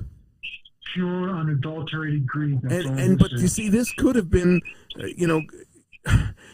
Trump could have been a star if he had given the money to the poor. He would have been a star, and he could have gained something good instead of giving it to the greedy people. He gave, and they weren't asking for the money. The people were asking for the money, but no, they're not going to give it to the people that need it. They're going to give it to the corporations that already have it. I just don't understand why. What kind of logic is in this at all? Then we have acting ICE director to step down next month. Todd Lyons, who led Immigration and Customs Enforcement since March 2025, will leave May 31st for a private sector role. Newly appointed Homeland Security Secretary Mark Wayne Mullen will oversee the search for his replacement. The Senate has not confirmed an ICE director since 2017, leaving the agency under acting leadership for nearly a decade. Meanwhile, the White House is expected to nominate former Navy SEAL Cameron Hamilton to lead the Federal Emergency Management Agency. I mean, whatever. I guess that doesn't bother me as much as this whole thing about the tariffs. I've got something that will bother you about ICE. Okay. Takeaways from an AP investigation found problems in background checks of some new ICE officers.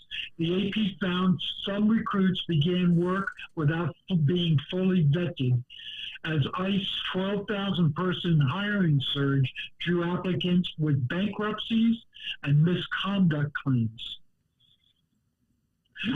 Also, they cut back training for all these new officers. They're not being trained like the old officers were trained. It is no wonder that we're having these problems out there in the field with ICE agents. They're not being trained, and their backgrounds are sketchy. Yeah, see, that it shouldn't. I don't know. See, this is the thing. If you know the right people, get the job. Doesn't matter what your qualifications are. That's what I feel. And I agree with you. You know, it frustrates me because, you know, they want us to believe in them and all that stuff, but they don't give us reason to believe in them because they do these stupid things. So, I don't know. No, I think I lost you. Hold on. Hello? Hello? Okay, you're there. Okay. My earphone's not playing nice. It acted early before I even started the show, and I've got it straightened out, and now I've got distortion again, and I don't know where the distortion's coming from. So, anyway, yeah, that just seems wrong. It is wrong. And then there's the gas pricing gouging and 24-hour limit bill introduced in at least in Harrisburg. I don't know if it's that same way in other places, but they have a new bill that you can't just because they say there's going to be a price increase, you can't just up your price the minute you see the announcement there's going to be a price increase, because that's not what you paid for this stuff. Exactly. They're just raising. They hear that oil is going to. Right now, it's at $91 a barrel. That's a lot lower than what it was. But prices are not coming down. Prices should be coming down with the next purchase of gas, but they're not. They're staying high. It just seems weird that we're I don't know. They don't play by the right rules. You know, if you're going to play by rules, make it the same rules that everybody else has to play by. So. Well, gas should fluctuate with the price of a barrel of oil, and when it drops, your gas prices should drop, and when it goes up, it's obvious that your gas prices go up, but they don't always drop. Right. When the oil drops. Yeah. I mean, there's a lag. There's probably a two week lag in it, but still, it should drop. But it doesn't. Yeah. Gas prices just remain high. It's just crazy. You know, in any normal situation, everyone would play by the right rules, and everyone would win and everybody would lose, you know, at the right appropriate times. But, you know, let's see if this bill is actually going to do anything. I hope it does. I hope so too. I mean, not that it matters to me because I don't have a gas car, but, you know, it's something that. Well, I hope it spreads to Ohio because we need it here in Ohio too. If it works in Pennsylvania, it probably will spread around. But even I'm talking even beyond that. Let's say, for instance, electric, because even if electric goes up or down, you know they're going to change the. It's going to be the same situation. You know, people are going to instantly increase or decrease their number based on. Well, I mean, it'll be less likely to happen to direct like PP&L can't just instantly change your stuff like that. But no, because it's regulated. Right, but the electric pumps can, because they're like, say, well, Tesla, would charge whatever they want to charge for electric, and so would the other third-party places. Now, fortunately, Tesla's been good about that, but if you take a look at what they did in New Jersey, where they kicked all the Tesla chargers out for this new charging company that's not even in the United States, that made a deal with the New Jersey Turnpike, instead of it being 35 cents a kilowatt hour, it became 55 cents a kilowatt hour, because that's what they charge. And the reason they did it, the reason they kicked the Tesla out is with that 55 cents or 60 cents or whatever it was that they raised it to, they gave New Jersey X amount of that percentage so that they were making money off of the stuff and on top of the stuff, you know. Well, you know what the gas prices are like on the PA Turnpike, and you know what the food prices are in the rest stops, service plazas on the Turnpike. That's the same thing Jersey's doing with electricity. Right. They're gouging you because you don't have much of a choice. Right, and that's the sad thing. And that's why if you got off the Turnpike, you'd save money by going to a Tesla, but then you'd have to get back on the Turnpike, and that's less convenient. And that's what they're counting on. Yes. Now you don't have that problem because you have free. As long as I use a Tesla, I'm free. Well, it's worth it to you to get off the Turnpike and get gas. That's correct. So. But it wouldn't be worth it for me if I didn't have a Tesla. It wouldn't, yeah, like that. It wouldn't be worth it to you. And fortunately, there's enough Tesla's stations everywhere that it's worth it, you know, for me because, you know, I don't have to pay the extra. You know, you figure it's free is better than having to pay anything. So, for the most part, yeah. That was a nice sweetheart deal. You were smart to hang on and not buy before the end of the year. You're very smart. Well, if I knew that the situation would have been this, I should have taken the deal back in September. Then I would have had. They would have allowed me my last 3 months of lease to go towards the purchase price of the car. And so that would have given me quite a bit because my lease was very expensive. You know, it's not that expensive this time because I'm not doing a lease. And second off, I put a big chunk down. So, hey, you live and you learn. Yeah, you do. Got anything else?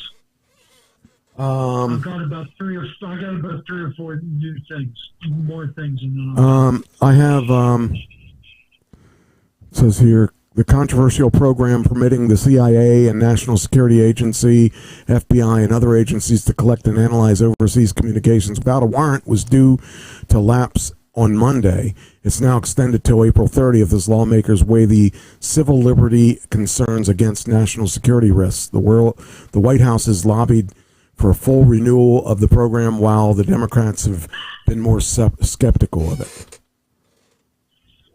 Of course. Yeah. So I don't know if that was a Democratic president, a big deal. If that was a Democratic president, the Republicans would be skeptical. What's that? So, if there was a Democratic president, a Democratic administration, the Republicans would be skeptical of it. The party on the outs is always skeptical of everything. Yeah. So, I don't know. I just, I have no real opinion about that one. It's just that it's in the news and, you know, that kind of stuff. We try to cover as much of that stuff as we can about, you know, what's currently, out there. So, as far as I'm concerned, I don't really have a dog in that fight or anything because no one's listening to anything I have to say. So, do you have anything on Live Nation and Ticketmaster? Why am I not hearing you? Hold on. I'm not hearing you the way I was. Trying to figure out what happened that I lost your volume. I mean, they still have your volume. I'm not hearing it on my thing, so why did I lose something? I gotta figure this out. Hold on. Okay. Check 1, 2. See, I don't understand what's going on here. Check. I don't know what's going on. I lost my volume, so I'm going to have to kind of hope that I can't hear everything you're saying. That's not good. Hold on. Let me make another switch here.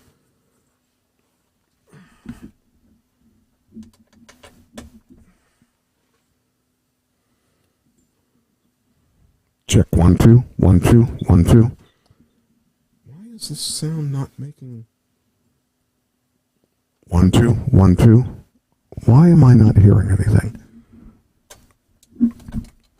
Hold on. It was so good today, most of the day, and then all of a sudden I lose you. Oh, hey, this works. Okay, now we're good. I can hear everything. Now you good? I don't know what happened there that I lost you, but I'm back.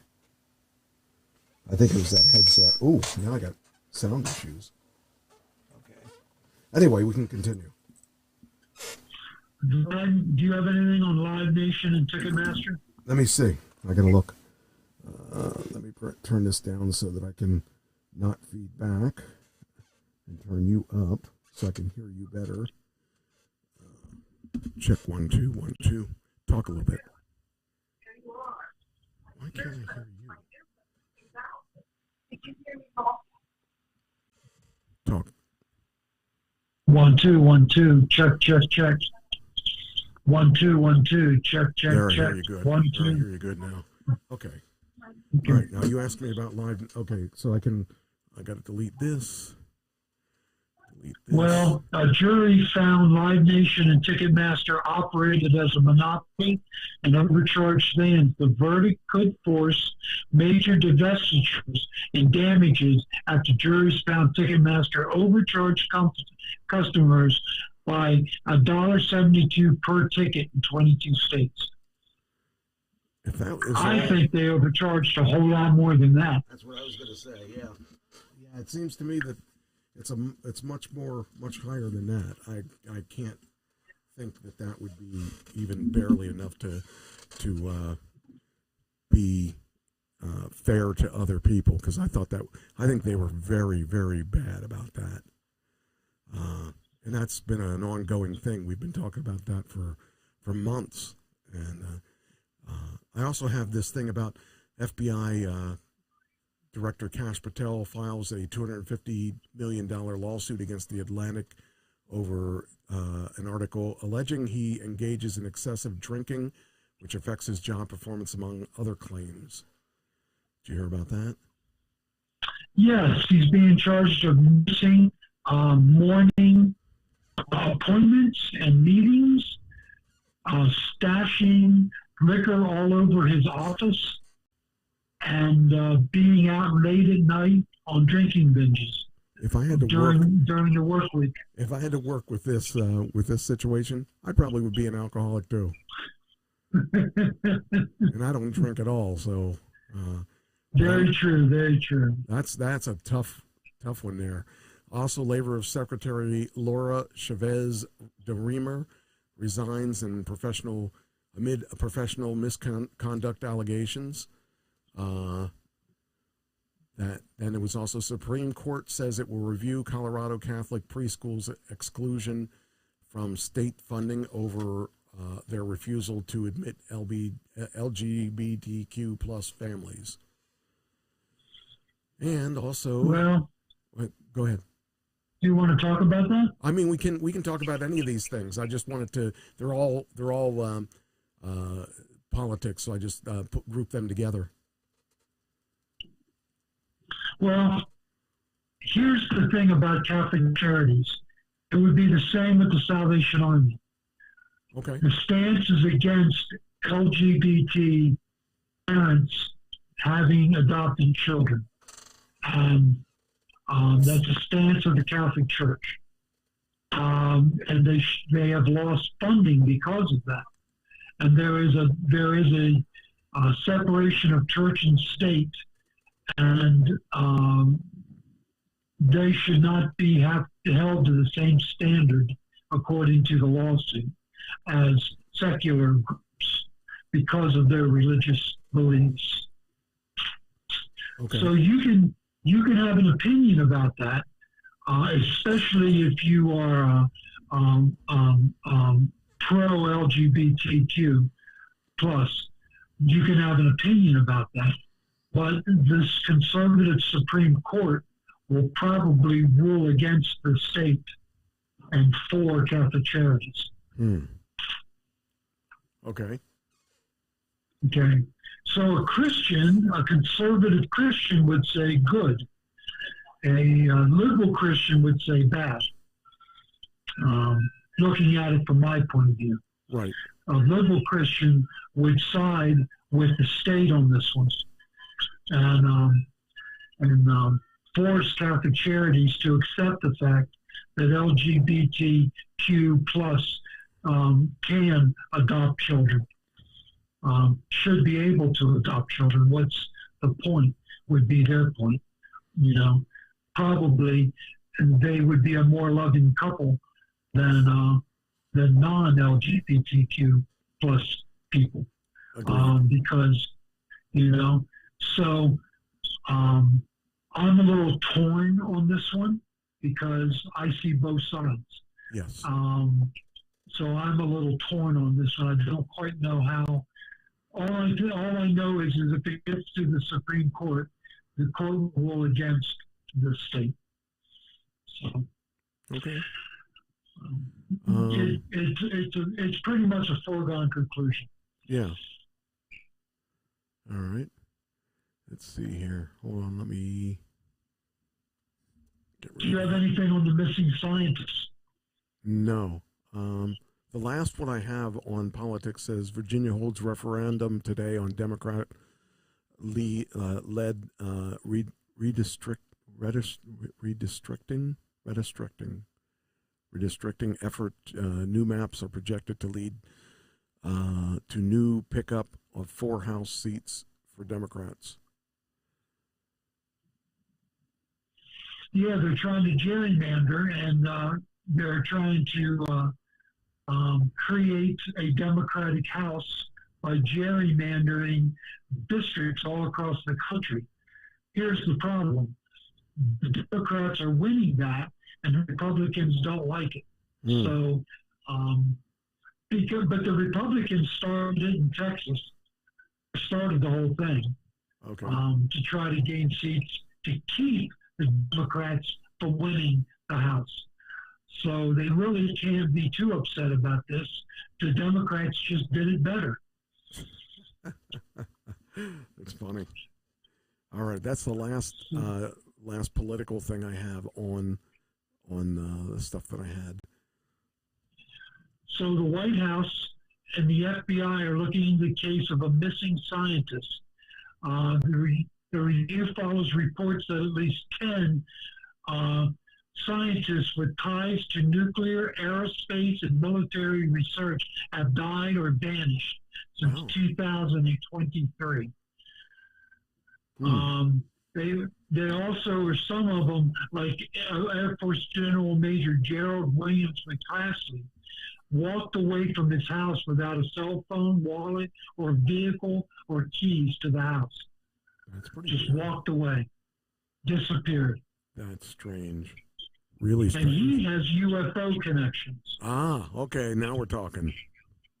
Now we're talking UFOs again. There we go. So, this is a mystery, and the House. I forget which committee it is that's looking into it, but one of the House committees is looking into it now, and they want the FBI to look into it, and so Trump has ordered the FBI to take the lead in investigating, because it's very. This last death was a 34-year-old woman who said in her last interview that if you go against the government, you're going to pay the ultimate price. Interesting.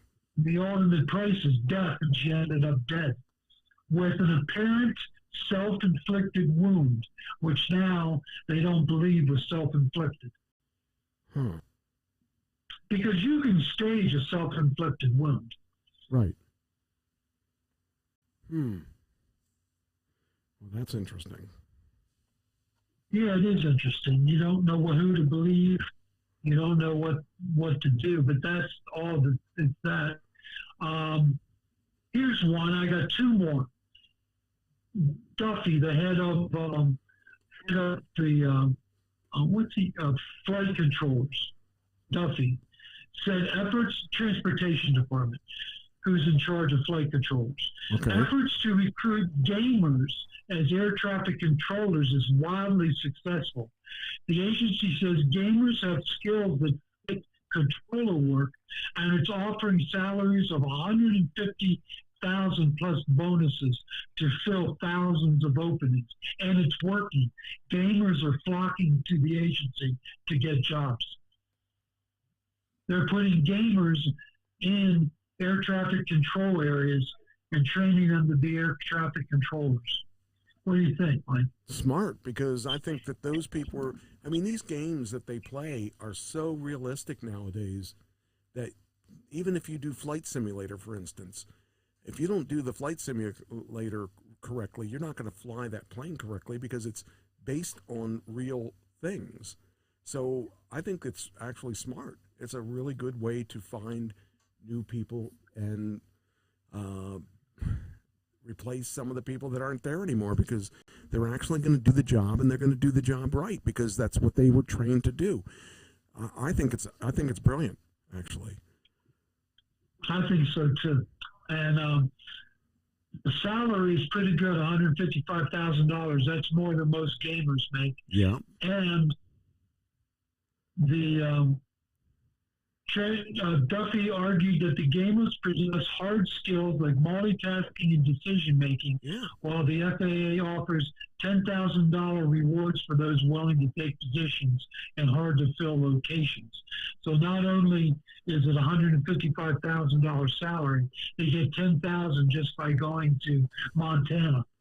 This is a really smart thing, because they're using people that are already playing games like that, and they already know what they're in for the most part. So I think that's pretty smart. And they're probably going to be, I guess they're probably going to get burnt out like the other ones do too. But it's a good start for these people that have no lives. So that could be a great thing. So hopefully we can see them flourish. Because we need flight controllers. We are down like 3,000 to 4,000 flight controllers. I think it's brilliant. I think it is brilliant. One last piece of news, Michael. This is very heartbreaking. 8 children between the ages of 1 and 14 are dead after a mass shooting in Louisiana. Yeah. Police say the shooting began as a domestic disturbance and spread across 3 scenes before officers killed the suspect after a car chase. I was going to cover that. Shreveport, Louisiana. I was going to cover that. The reason I didn't cover that is because I thought, there's so many shootings. Like lately, there's been a lot of really. A lot of shootings lately, especially the past couple weeks for some reason. How can you kill 7 of your 8 children? Yes, that's what I mean. That's why I didn't do it, because I thought, wow, how messed up are you that you're killing your own? I mean, it's bad enough to kill someone else, but to kill your own kids like that, I couldn't do the story because I couldn't see myself. I used to do all the stories of the shootings because there were so many of them, and just lately there have been a lot of them lately, and I think there's a lot of people that are really lost and don't know what to do, and that's what they're ending up doing. This past week there were a number of them, but this one really got to me. Yeah, because he killed 7 kids of his own and 1 neighbor's kid. And the thing is, those kids were all really close in age too. 1 to 14. Yeah. How can you kill a 1-year-old? What kind of monster are you to kill a 1-year-old? Yeah. Let alone a 14-year-old. How could you kill a 1-year-old? What did the 1-year-old ever do to you? But it's not. That's the thing is, it's not about the kid doing something wrong. It's about the deranged father or mother or whatever. They're not thinking straight. They don't think about that. You know, it's so weird. I mean, you being a father, you probably don't even understand it worse than I don't understand it because I've never had kids. But yeah, I mean, it's so weird to think that somebody would actually kill another person, let alone kill one of your family members, let alone kill a kid that young. You know, even the older ones. I mean, I'm sure there's times my dad wanted to kill me because, but he wouldn't kill me. He wanted to kill me, but he wouldn't kill me. You know, because he had a normal brain. You know, but these people, when they're in the state that they're in, there's no speaking to them. There's no making sense of that. You don't believe this, but I believe it's demonic. I believe that there is such anger happening inside this person's deranged brain that demon takes over and they do this kind of stuff. I can't have any other explanation because it's hard for me to rationalize. I can understand somebody wanting to kill if somebody hurts your kid. Right. I can understand wanting to kill the person that your wife cheated with. A killing of passion. I don't agree with it, but I can somewhat understand how you could do that in a moment of just fury and rage. Kill your own kids? Yeah, it don't make sense to me. There's not. It's got to be demonic, in my way of thinking. I don't know. All I know is that it's sad because those kids. But you know what? It may have been the best thing for them. Because could you imagine growing up knowing your father killed other people and you had to you now have to go to a foster home or worse? You know. It's just, I mean, there's no right answer there. This is one of those that you can't get a right answer because there is none. Can you imagine the damage that mother and stepdad are feeling? Right. Yeah. Yeah, it's just so weird. That's why I like having you on the show, because this is something I would have had on the show when I had my other co-host, and I would have talked about this. And they wouldn't say anything, or they would say, yeah, you're right. But they wouldn't talk about the consequences, the actual. I mean, they may have been mothers, and they wouldn't have an opinion about something like this. And this is something that you have to have an opinion about, whether or not you have kids, whether or not you like kids, whether or not whatever it is. You're going to have an opinion on what's going on here. It just is. That's one of the reasons I like having you on the show, is you're not afraid to present something that is so outlandish that you can't even imagine it happening. But we could talk about this in a situation as adults, and you know, it's a lot. This is why I like this show better than any other version of the show that I've had, because I can talk about things like this, and I'm not the only one speaking about it. So. That's cool.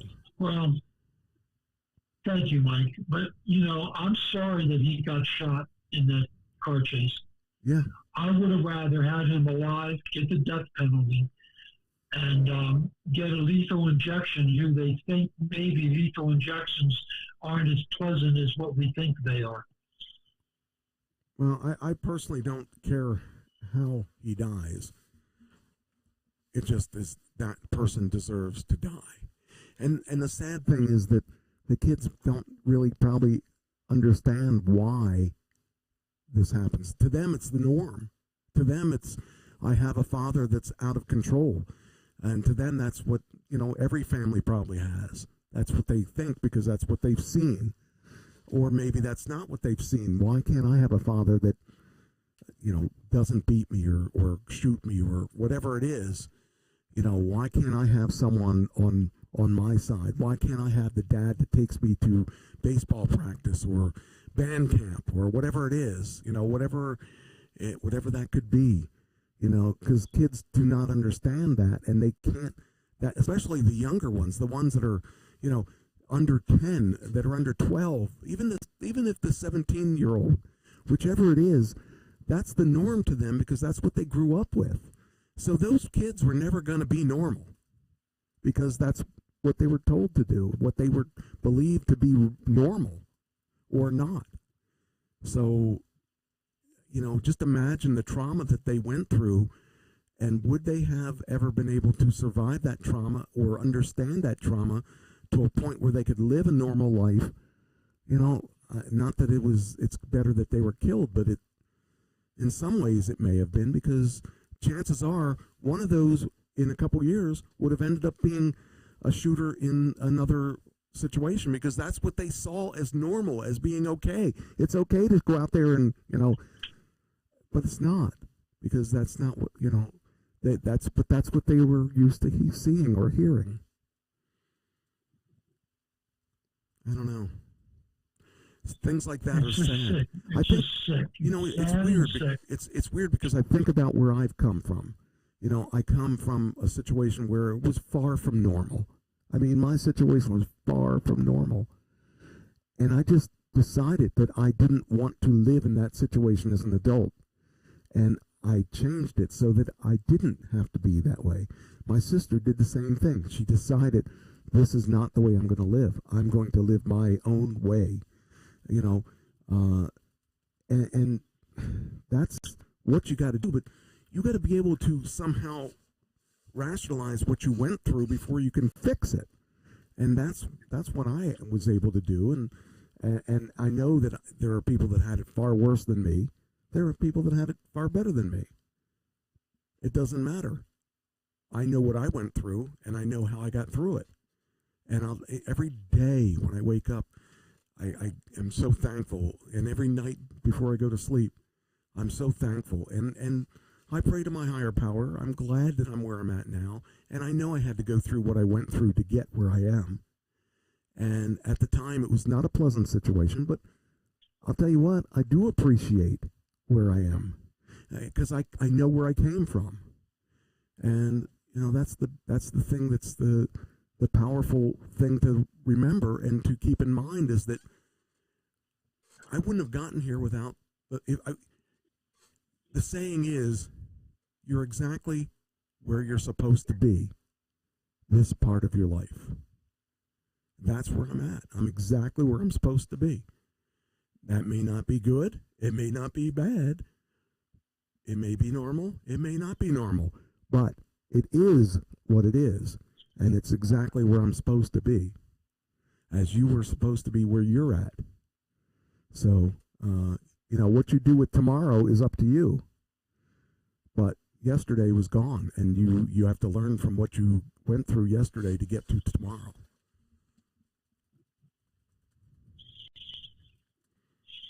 I just, my dad was very angry. And so I just decided I wasn't going to try not to be that angry person with my kids. Yeah. And, but you went through your trials and tribulations too. That's right. And we all did. It wasn't like yours, Mike. It wasn't like yours. Well, I don't know. In a lot of ways, from what you told me, I think you went through some worse things than I did. I mean, it's all perspective. It's all perspective, because I had a nice warm house to sleep in. There's a difference. Yeah, but I do now, and I have far more than I probably ever thought that I would have, and I'm far happier than I ever imagined being in my life. So the things I went through, they're just different than what you went through. They're not worse. They're not better. They're just different. And it made me the person I am today, which I think is a much better person than I was yesterday. Every day because 20 years ago, I wasn't a good person. I wasn't a bad person. I wasn't out there shooting at people. I wasn't out there killing people. I wasn't out there, being a criminal. But I still could have been a lot better person if I had stopped being so selfish. And it took me what I went through to get where I am today. So I'm thankful. If I had a chance to do it again, yeah, I would have changed it. I wouldn't have been the person I was. But You can't do that. So all I can do is live on what I am now. So that's kind of that's my thing. Yeah.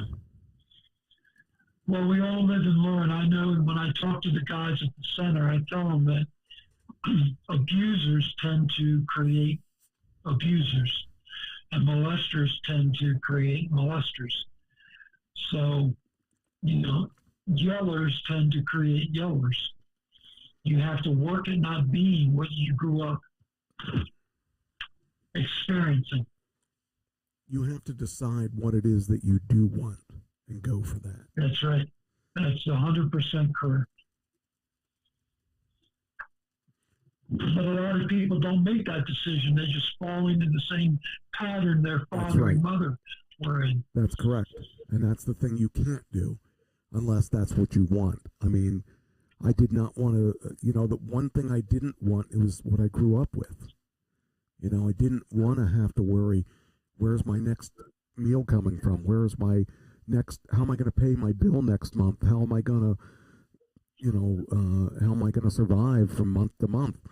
Am I going to have enough money for the rent? Am I going to have enough money for the electricity? Whatever it is, I didn't want that. And I knew what I did want was to have the freedom to not have to worry about that every month. And I know that the majority of the people out there today still have to worry about that every month, even after they retire.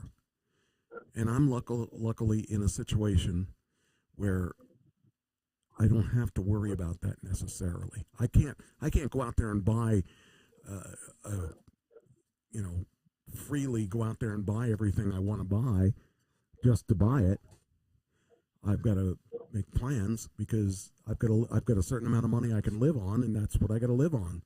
But I'm lucky enough that I say lucky, but I don't believe in luck. I believe you got to work for what you got. You got to work to continue what you got. And that's really what it comes down to, is that it's not a matter of luck. To me, when people say, you were lucky, no, I wasn't. I wasn't lucky. I worked hard to get what I got. I had goals. And as even now, today, I could retire and I don't have to do anything for the rest of my life. But I'm not like that. I'm not driven to do nothing. You'd be dead in 2 years, Mike. I would be. I would be. And I'd be bored out of my tears. I mean, I like doing all the stuff I'm doing. It is fun because now I'm doing it because I want to do it, not because I have to do it. And that really is the difference. The big difference in everything is knowing that this is my life now, and I worked hard to get to this point, and I'm going to enjoy it whether I like it or not. So there,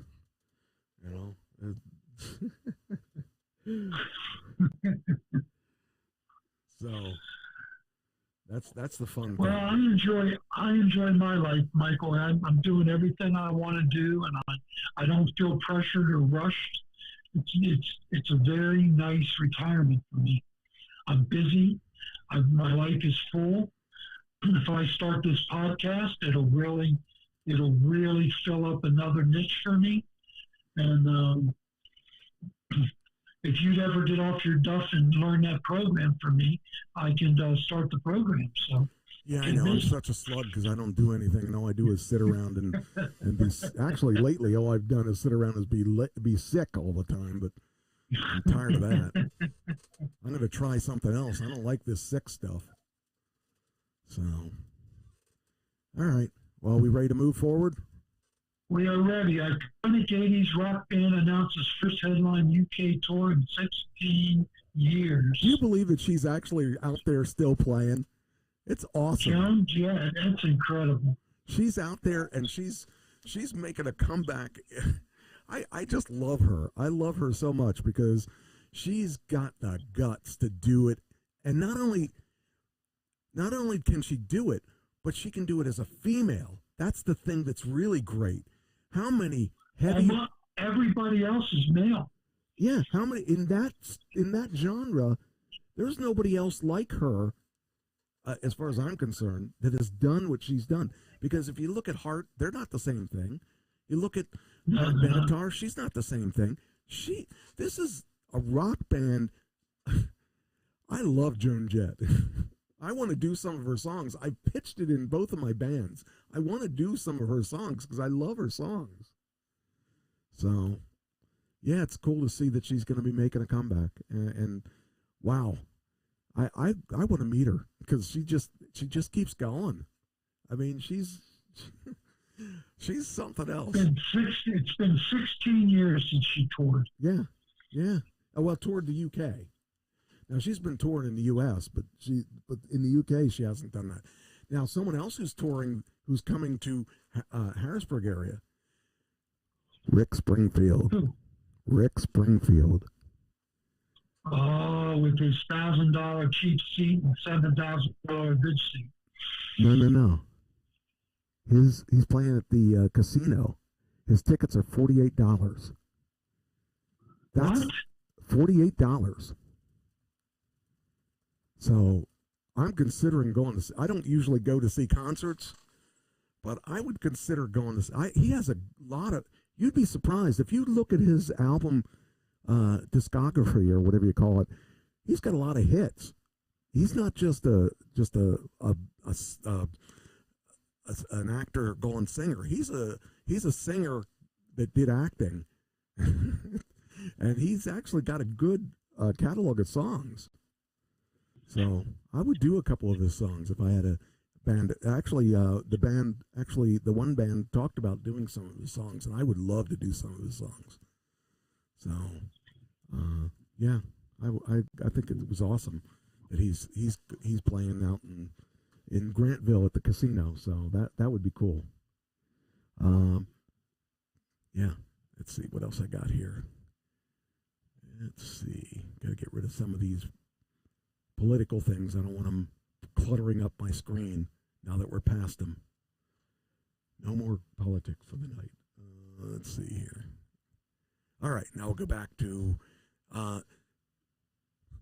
the Boston Marathon. Kenya's John Corer won, I don't know when it was, this weekend's, I think. Won the Boston Marathon for the second year in a row, finishing the men's race in 2 hours, 1 minute, 52 seconds. A course record. And Kenya's Sharon Lokedi won the women's side, also the second consecutive year, at 2 hours, 18 and 51 seconds. This year, the runners passed 5'6" bronze statue of Bobby Gibb, the first woman to complete the Boston Marathon in 1966. Gibb had defied rules against women's participation and hid in the bushes near the starting line, finishing her race in 3 hours, 21 minutes and 40 seconds, and unofficially running the next two races. Women were allowed to race the marathon beginning in 1972. Now 83. Gibb made a sculpture of herself. Let's see if we can see what this sculpture looks like. Let's see. There it is. The sculpture of Bobby Gibb.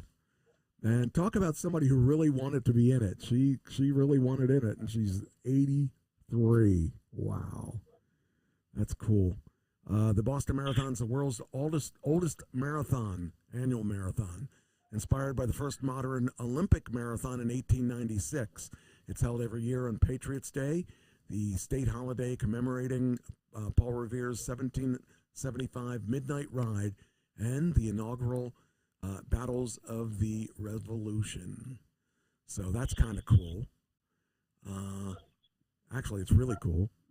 That's something I would never do, is run in any marathon, because that would kill me. Well, I'm going to brag on my family. My daughter is running a half marathon. Wow. In May in Indianapolis. Wow. 13.2 miles. And my wife Patty and my daughter Rashinda are walking a 5K, and Patty is looking at a 10K to walk, which is 6.2 miles. The 5K is 3.1 miles. Wow. So yeah, and me, I'm I'm going to do a marathon of sitting on my butt and watching them go around the course. Yeah, that's the way I would do it. That's about the only way I'd be involved in a marathon. Keep me out of it. Keep me out of that running stuff. I don't understand that running stuff. So I'm taking a chair and I'm going to sit at the finish line and I'm going to wait on it. That's right. Yeah, there's no reason to get tired. You need to, and make sure you're make sure you have a lot of liquids. So. Well, if I was a drinker, I'd be smashed by the time they got around the course. Mine will be iced tea and water. So there you go. I'll probably just have to pee a lot. I hope there's a porta potty nearby. That's right. That's right. You got to do it for them because they can't. They don't have time to pee. So zebrafish. You familiar with zebrafish? Zebrafish. No. Zebrafish models reveal melatonin regulates sleep by reducing activity in specific receptors attached to neuron responsible for processing visual stimuli. Now you don't know any more than you knew before. Not really. Well, let me bring it up here. Hopefully. There we go. It's how melatonin promotes sleep. Melatonin.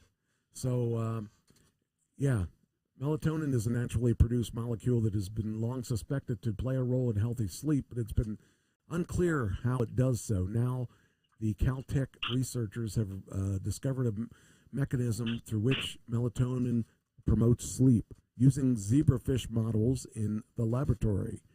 The research was conducted in the lab of Professor of Biology David Prober, and is described in his paper appearing in Current Biology on April 20th. Sleep is a vital and evolutionary ancient behavior state, yet there are still many scientific questions on how sleep is regulated by the body and how there are a few effective therapies for sleep disorders. And they're talking about melatonin.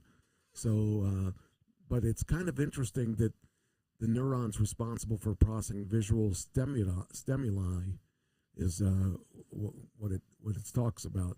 And what matters more? What matters more, when you sleep or how much you sleep? Do you know? I don't. Scientists find consistent sleep a major health indicator over sleep duration. So if you sleep consistently 6 hours a day or whatever, it's better than sleeping, say, 8 instantly. Like when I was working, I slept an hour and then I'd be awake for 2 hours, or whatever it is. I couldn't consistently sleep. And now, because of taking a supplement to sleep, I sleep consistently 7 to 8 hours. And I remember going to work and I'd get up and I'd be ready to go, but then 2 hours later I'd be real tired again. And I couldn't find that groove because I never slept consistently until I left work. And then I was having problems sleeping, and then I thought, well, okay, I got to find a better way about this, and started experimenting with ways of sleeping, and found that originally I was taking melatonin. Melatonin would put me to sleep, and it wouldn't wake me up enough. I tried there was some drug that Ambien. I tried Ambien. I slept well for a while, but then I would sleep, and then I'd be tired in the middle of the day again. And it just wasn't until I actually took medical marijuana pills. I never smoked them, took the pills, and now I consistently sleep, and I'm really much ready to roll. When I get up and do work, I can consistently be awake, and I get a lot more accomplished. So it says cannabis use in teens tied to slower gains in memory, attention, and thinking, according to the largest long-term study of brain development in the U.S. So I guess because I didn't do it when I was a teen, I feel that I didn't really have a problem with gaining memory, losing memory, losing attention, losing thinking, because I didn't, I'm past that when I'm, because it was talking about in teens, you'd have slower gains in memory and stuff. My gains are about the same as they were before, except that now I'm awake. So that was kind of interesting. Jersey Mike subs. Do you have a Jersey Mike's out there? Yes, we have Jersey Mike. America's second largest sandwich maker behind Subway confidently files for initial IPO. So they're going to be you're going to be able to buy a piece of them. So that's kind of cool. That is kind of cool. Especially since we heard Subway was having some financial difficulties. So that was something I found real interesting. Okay, this one we already talked about. That's the Joan Jett one. Get rid of that one. Okay, life jacket off the Titanic. How much do you think it sells for? $575. $575? A deal. I'll sell you a bunch. Nope. Life jacket worn by a passenger on the Titanic who survived, auctioned off for $900,000. People just have too much money. Tell me about it. Holy cow. I mean, that's just that. I mean, if you wanted, if you had something like that and you thought it was worth a lot of money and you really liked it, why would you even sell it? Well, because you can get $900,000 for, I guess. It's just weird to think about that. A life jacket worn by a passenger on the Titanic as she escaped the sinking steamship on a lifeboat, sold at auction on Saturday for $906,000. The flotation device was worn by Laura Mabel Frankentelli, a first-class passenger on the doomed ocean liner, and is signed by her and other survivors on the same lifeboat. It was a star among other items at the sale of Titanic memorabilia by Henry Aldridge and Son Auctioneers in Devizes, West England, and sold for an unidentified telephone bidder for well over the pre-sale estimate. The pre-sale estimate was $250,000 to £350. So, yeah, that's it's a lot of money. Just crazy stuff. When we see those kind of numbers, it just amazes me. Even guitars, like guitars that sell for millions of dollars, I keep thinking that guitar cost somebody like $150 when they bought it new, or that it might have cost them $500 or maybe even $1,000 new. And like Eddie Van Halen, I mean, freaking his guitars go for so much money. It's like, it's insane. I don't get it. I mean, I looked at last night. I was looking at an auction last night. Had 3 microphones. They were just they're wireless, so you need the receivers. They didn't have the receivers, and the microphones were worth probably, I don't know. To me, they were worth maybe $150 each. They went for, well, I think at the end it was like $700 for the 3 of them. I mean, not a bad price, but I mean, if they work, if they don't work, you just spent a lot of money for things that don't work. So that was really strange. Gas station clerk got an accommodation, if you want to call it that, for rescuing a girl from a kidnapping. That's something that wow. A Michigan gas station clerk is speaking out after foiling an alleged kidnapping of a 16-year-old girl. I can't pronounce his name, so I'm not going to. Told ABC Police affiliate, or ABC Detroit affiliate, he was at work at a gas station Monday morning when he noticed a man enter with a teen girl, and he sensed something was wrong between the two of them. When he asked her to pay for the cigarette, I said, "Stop, there's something wrong." And she mouthed, like talk to me with no sound, help. Well, that would be scary. Would you know what to do if someone did that? No. What do you? Yeah, I wouldn't know what to do. I'd be like, I would shake my head, not knowing how to handle it. And so, according to the police department, which released audio from the 911 call about the incident, that I'm trying to walk to my van. It says here, the teen had been abducted from a bus stop, a block from her home, about 7 a.m. Monday morning, and they released audio from a 911 call about the incident and related police body camera footage. I'm walking to my bus stop and I just see somebody snatching this girl. And an unidentified caller could be heard saying on the audio. Police said about 30 minutes after allegedly abducting the teen girl, the suspect took her to the gas station and told her to buy him cigarettes. And in the surveillance video from the gas station, he can be seen, the guy that saved her can be seen stepping between the girl and the suspect, separating them.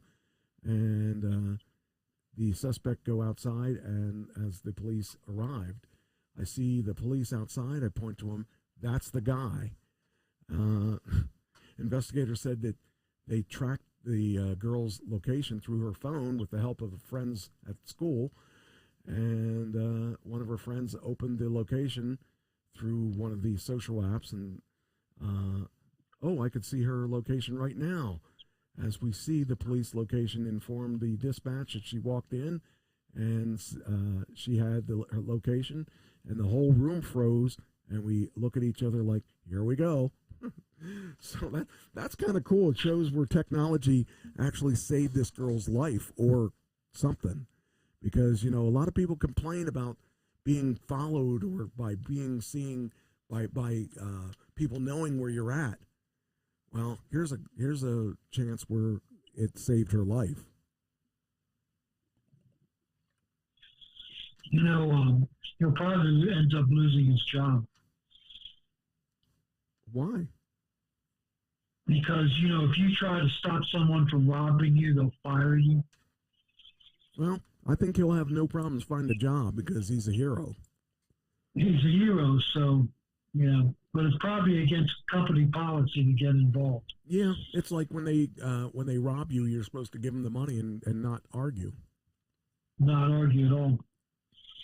But he did the right thing, and that was cool. I mean, I don't know what I would have done. I would have tried to figure out something, but man, that's tough to be a hero in a situation like that where you don't know the whole situation. You just know that girl's mouthing help.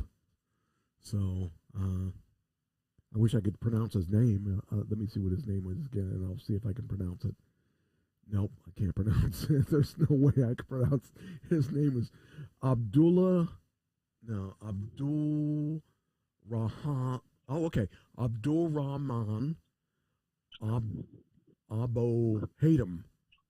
Okay. Abdullah Rahman Abo Hatem. I think the first thing I would do is if there's money involved that he's getting given for for saving her, I think I would change my name. Because first off, people wouldn't like that name because you can't pronounce it. Anyway, that I thought was really cool. This guy saved a girl that he didn't know just because it was the right thing to do. Skydiver gets stuck on a giant scoreboard during a Virginia Tech spring game. Let's see if we got, it says that we have a video here. Oh, there he is. Look, look. Oh.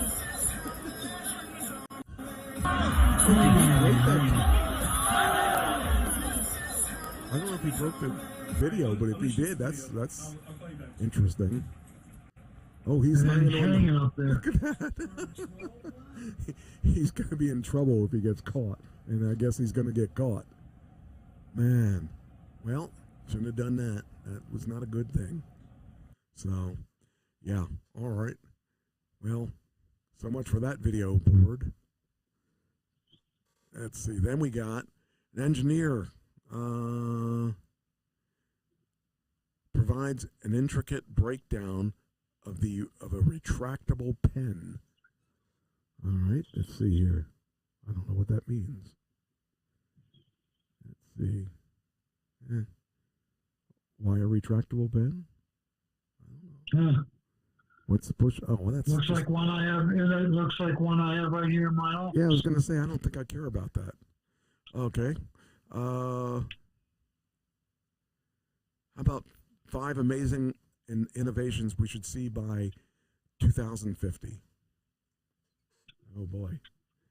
Now let's see if I get caught with I don't subscribe to these guys. Let's see what we got. Devices controlled by the mind. That we should see. We're starting to see those with Elon Musk's neurovision or whatever it is.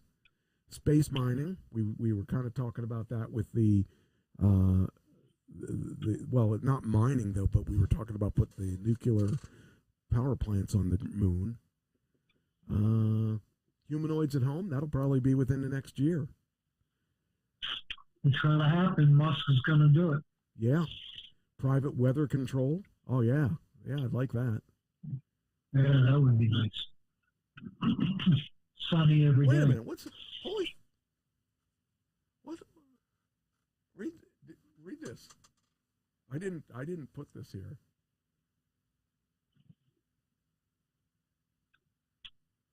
I did not know anything about this stuff. Commercial fusion has its share of false dawns, says Bechtel.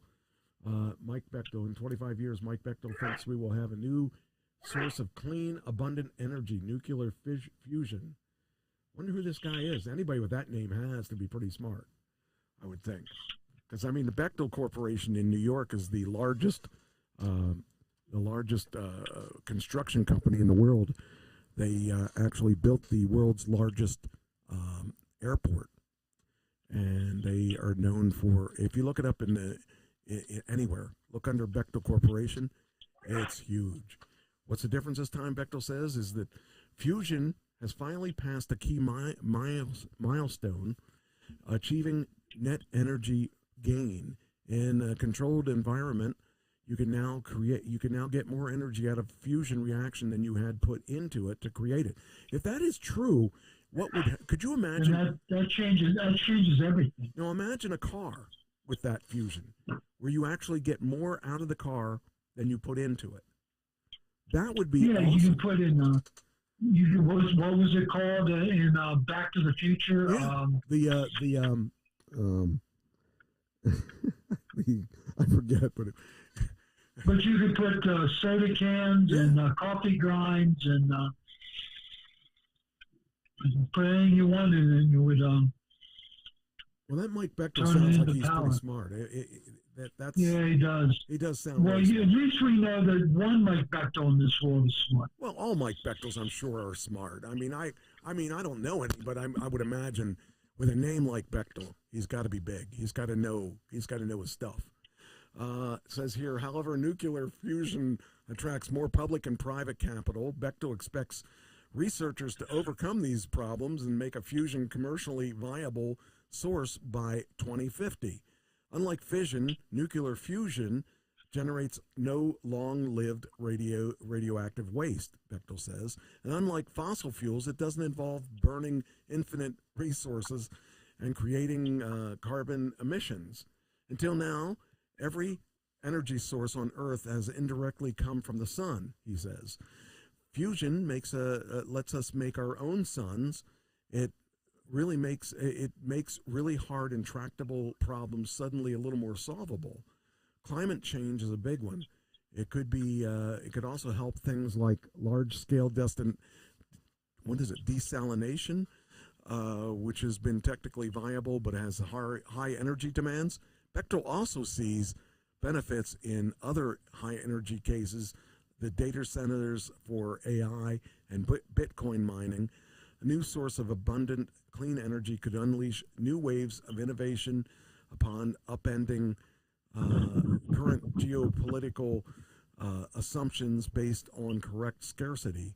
We often compare AI to electricity for the broad impact of development Bechtel says, as 100-year comparators go, that's apt. But a fusion would be like fire in a watershed effect in civilization. You know, he sounds like a really smart guy. I think I would like to know this guy. I'm sure you would. Yeah. That was it was kind of interesting. I actually know a Mike Bechtel, so that's why I made it funny. Let's see here. Is there any relation to Mike Trash? No one could be that good. California bear suit. I don't know where I come up with these. California bear suit luxury car scam ends in insurance fraud, sentences for 3. 3 people in California have been sentenced for insurance fraud in a bizarre scam that involves someone dressed as a bear in a bear costume damaging luxury cars. The California Insurance Department said that the 3 used a person in a bear suit to stage fake attacks inside a Rolls Royce and 2 Mercedes in 2024, then submitted fraudulent claims for nearly $142,000. What is wrong with people? I swear, you got a great guy like Mike Bechtel out there trying to fix the world, and then you have these losers with a bear costume causing $142,000 in insurance scams. The department called it Operation Bear Claw.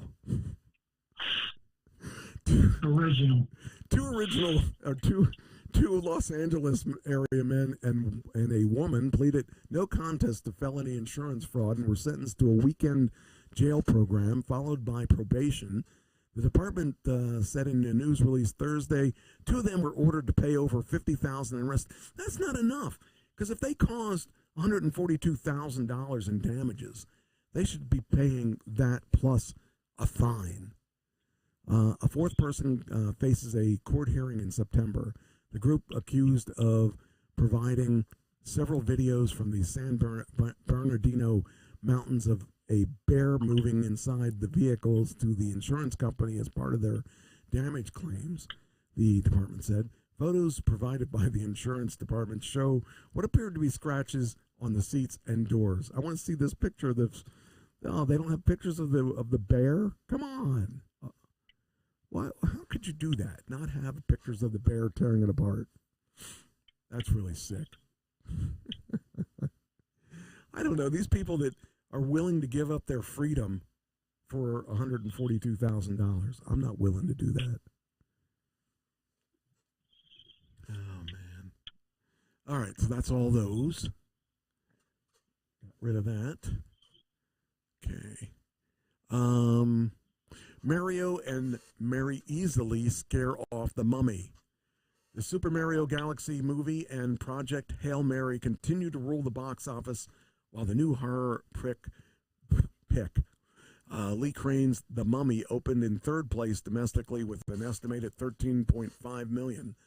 The Blumhouse and Atomic Monster production made up some ground overseas with $17.5 million in ticket sales for a worldwide start of $34 million against the modest $22 million budget. That Bloom guy, he's pretty smart. Do you know why he's very smart in his stuff? Why? He gets everyone to work for free, and then he promises them a piece of the puzzle, a piece of the profit when it comes in. So I would go and I'd have to work for free, but then I would get say 5% of the box office, whatever it is, whatever the number is. And that's why he makes his movies so cheap and comes out with a lot of money, and everybody walks away happy because not one person is getting all the money. He can get stars and he'll offer them more money, or he can, like he does the Freddy 5, or what is it? Freddy, whatever that thing was that he did, that Freddy thing on Peacock. But he's done a lot of good movies, and he's been able to pull them off with a low budget because everyone works for free. So that's pretty smart about the way he does business. So that's kind of cool. All right.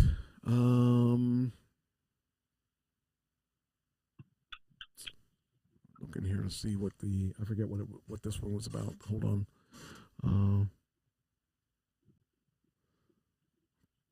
Nah, we don't need to talk about that. That's filler. Okay. I got some good stuff here though. Do you know the original reason for the Secret Service? You know what? I read a book on the Secret Service, but right now I cannot remember. The Secret Service was originally formed to combat counterfeiting. To combat what? Counterfeiting. Counterfeiting, yes. Yes. That was what they were originally formed for.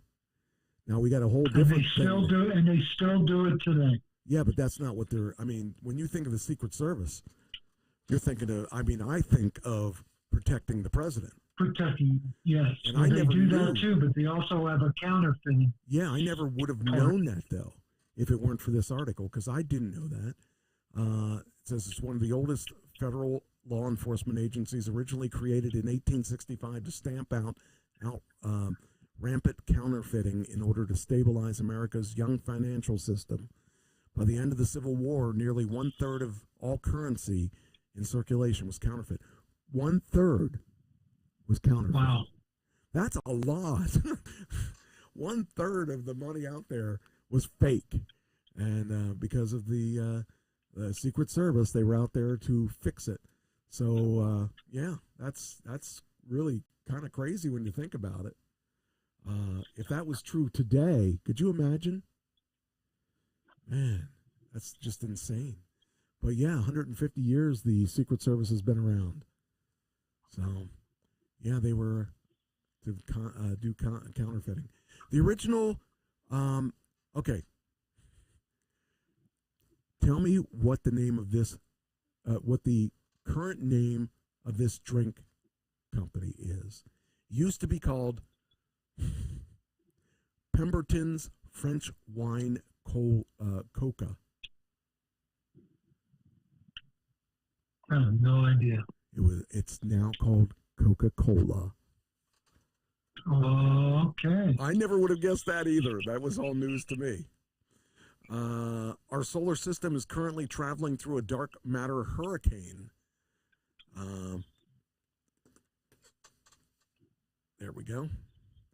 Here we go. This is our solar system is currently traveling through a dark matter hurricane. There's a dark matter hurricane blowing through our corner of the Milky Way right now, and right this second, it's passing over Earth, and this fast-moving stream could reveal major details about dark matter, according to a new study. The dark matter is traveling at what is known as an S1 stream. Scientists say that the streams like this are the cosmic debris left over when the small galaxies stray too close to the Milky Way. Our gravitational forces tear the smaller galaxies apart, leaving behind traveling elliptical stars, stream of stars, dark matter, and other debris. So that's a little information for you, in case you were interested. Atari buried hundreds of thousands of video games in the New Mexico desert. Did you know about that? No, I did not. Yes, according to this article, it's hard to think about this, but unearthing the Atari tomb, dive into the Atari's Alamo Gordo landfill, where a 2014 excavation unearthed E.T. the extraterrestrial cartridges and other pieces of gaming history. In 1983, the industry-wide video game crash left Atari with an entire El Paso warehouse full of unsold inventory, including hundreds of thousands of copies of E.T. the Extraterrestrial. Often called the worst video game ever, the company discreetly negotiated a deal with the Alamo Gordo landfill to dispose of nearly 800,000 cartridges, along with the consoles, and the promotional materials. Decades later, rumors about the so-called Atari tomb spread online. It was ranked as number one of the biggest urban legends of all time. Even Atari said it didn't happen. In 2014, a documentary filmmakers enlisted Lewandowski to help find the myth treasured buried beneath 30 feet of trash and concrete. The city agreed the excavation the city agreed to the excavation, but granted only 2 days and 4 acres of access to the 300-acre dump. Thanks to careful research and a lot of luck, the team located 1,382 cartridges, including copies of E.T., Centipede, Pac-Man. Lewandowski auctioned off most of the haul, raising $107,000 for the Alamo Gordo's Library, Zoo Police Department, and the Tulsa Rosa Basin Museum of History, where a display showcases the history of excavation. They now call me the Indiana Jones of garbage. Oh, man. Dell partnered with Hallmark to design a surreal Christmas card. I'm not sure exactly what that means, but let's see what that is. Let's see if we have any surreal Christmas cards. Let's see here. All right. That's kind of weird. Santa with drawers. Oh, okay. He's got drawers. Yeah, I got it. Okay. That's kind of weird. The real reason some people exercise may be because of their microbiome. I don't know what that means. You used to exercise a lot. What was the reason that you exercised a lot? What was the reason? Yeah. Well, I enjoyed it. I don't enjoy it much anymore. I used to enjoy it a lot. Now it just seems like hard work. Yeah, it is. I could have told you that 40 years ago, but you never would have listened to me. Why do people love to exercise? It might be their microbiome. Some mice have microbes in their guts that motivate them to exercise more.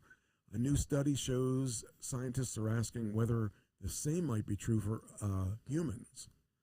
So I don't know if that's true or not, but if it is, that would explain, some. All right, I'm not going to be able to get in this without putting an email address in there. I'll put this one in there. That'll make them. Now, can I get? Oh, come on, let me get it. Okay. So it says here, it's been long known that regular exercise is good for health and decreases the risks of many diseases, yet more than 80% of adults don't manage the recommended 150 minutes per week, even though the lack of physical activity causes between 6 and 10% of premature deaths, coronary heart disease, type 2 diabetes, breast cancer, and colon cancer globally. In fact, sedentary lifestyle is estimated to be the 4th leading cause of death worldwide. So I guess that's must be the microbiome. So all right, let's see here. Do you know there's supposed to be a big storm coming this way? Yes. And I think you would get it hit before me. So if it's true, keep it out in your way. We don't want to have it. Okay. I'll try to tackle it so it doesn't go anywhere. It says up to 5 feet of snow, 40-degree temperature drop approach. That's insane. We're in April. Last time, do you remember April 1st when we were in college? April 1st, we had the biggest snow of the year. I don't remember that. I remember it because I got stuck in it. So I truly remember that. Let's see here. Let me try to get through just this small section here, and we'll call it quits. We don't need that. Okay. Here we go. In 2001, there was a company that was the first company to deliver pizza to space. Which company do you think it was? I have no idea.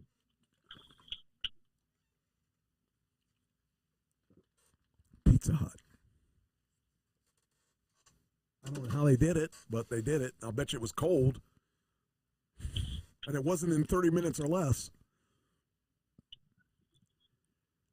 Let's see. All right. All right. We can quit there. That would be a good place to quit. Let me get rid of that one too. Let's see here. Oh, what happened? What happened? Hold on. What happened?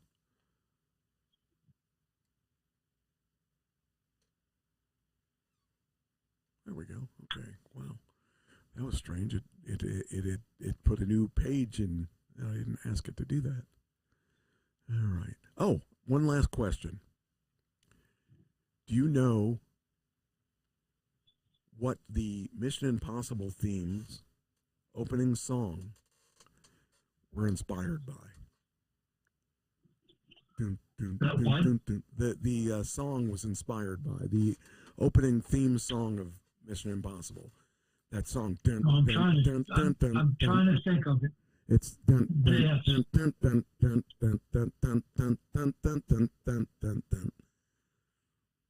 Any idea? No. You should know this. You should know this. Think about the military.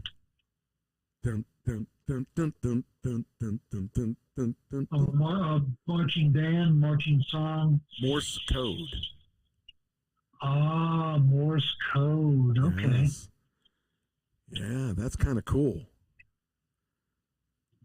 I would have never known that if it hadn't been, just told to me. But that's what I had read that it won't open now. Come on, open. I don't know the code to get in. Okay, here we go. Yeah, here it is. Opening notes are based on Morse code, which translates to M and I. Bump, bump, bump, bump. Mission Impossible. Yeah, I thought that was kind of cool. Don't know much about Morse code. I know what it is, but I don't know the different letters and all that stuff. So I just kind of found that funny. So, all right, I think we can finish there. What do you think? I think it was a good show, Michael. I think that I love the trivia, the stupid little trivia. Oh, wait, one last thing. This one's kind of time sensitive. They did a tribute to Eddie Murphy recently, and Mike Myers showed up. Now, they were both on Saturday Night Live, but what do you think he dressed as? I have no idea. Mike Myers could have been anything. He dressed as Shrek. I found that funny. So that was kind of cool. He had that full Shrek makeup. And he was the voice of Shrek, so that made sense. So Eddie was the donkey. So it was kind of funny. Yeah, he was a donkey and he was Shrek. Yep. Yeah. So that was kind of cool. That's a good way to end it. So, all right. Anything else you want to talk about? Sure, lots of things, but it's time to go, so. That's true. You need a 6-hour show, Mike. I know. Oh, there's the Live Nation stuff. I guess I don't need that anymore since you already revealed that. I knew I had something on Live Nation, but you got that, so I can take that off the list.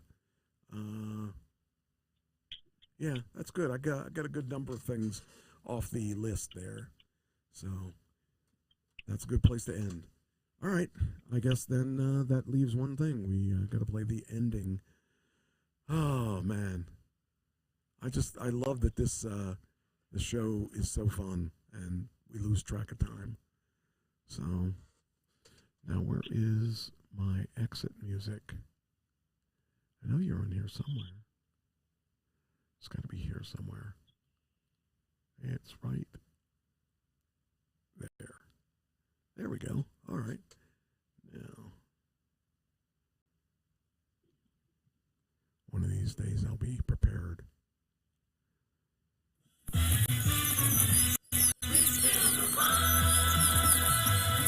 All right, see you guys next week. Same bat channel, same bat time, same bat channel, same bat channel. See you later.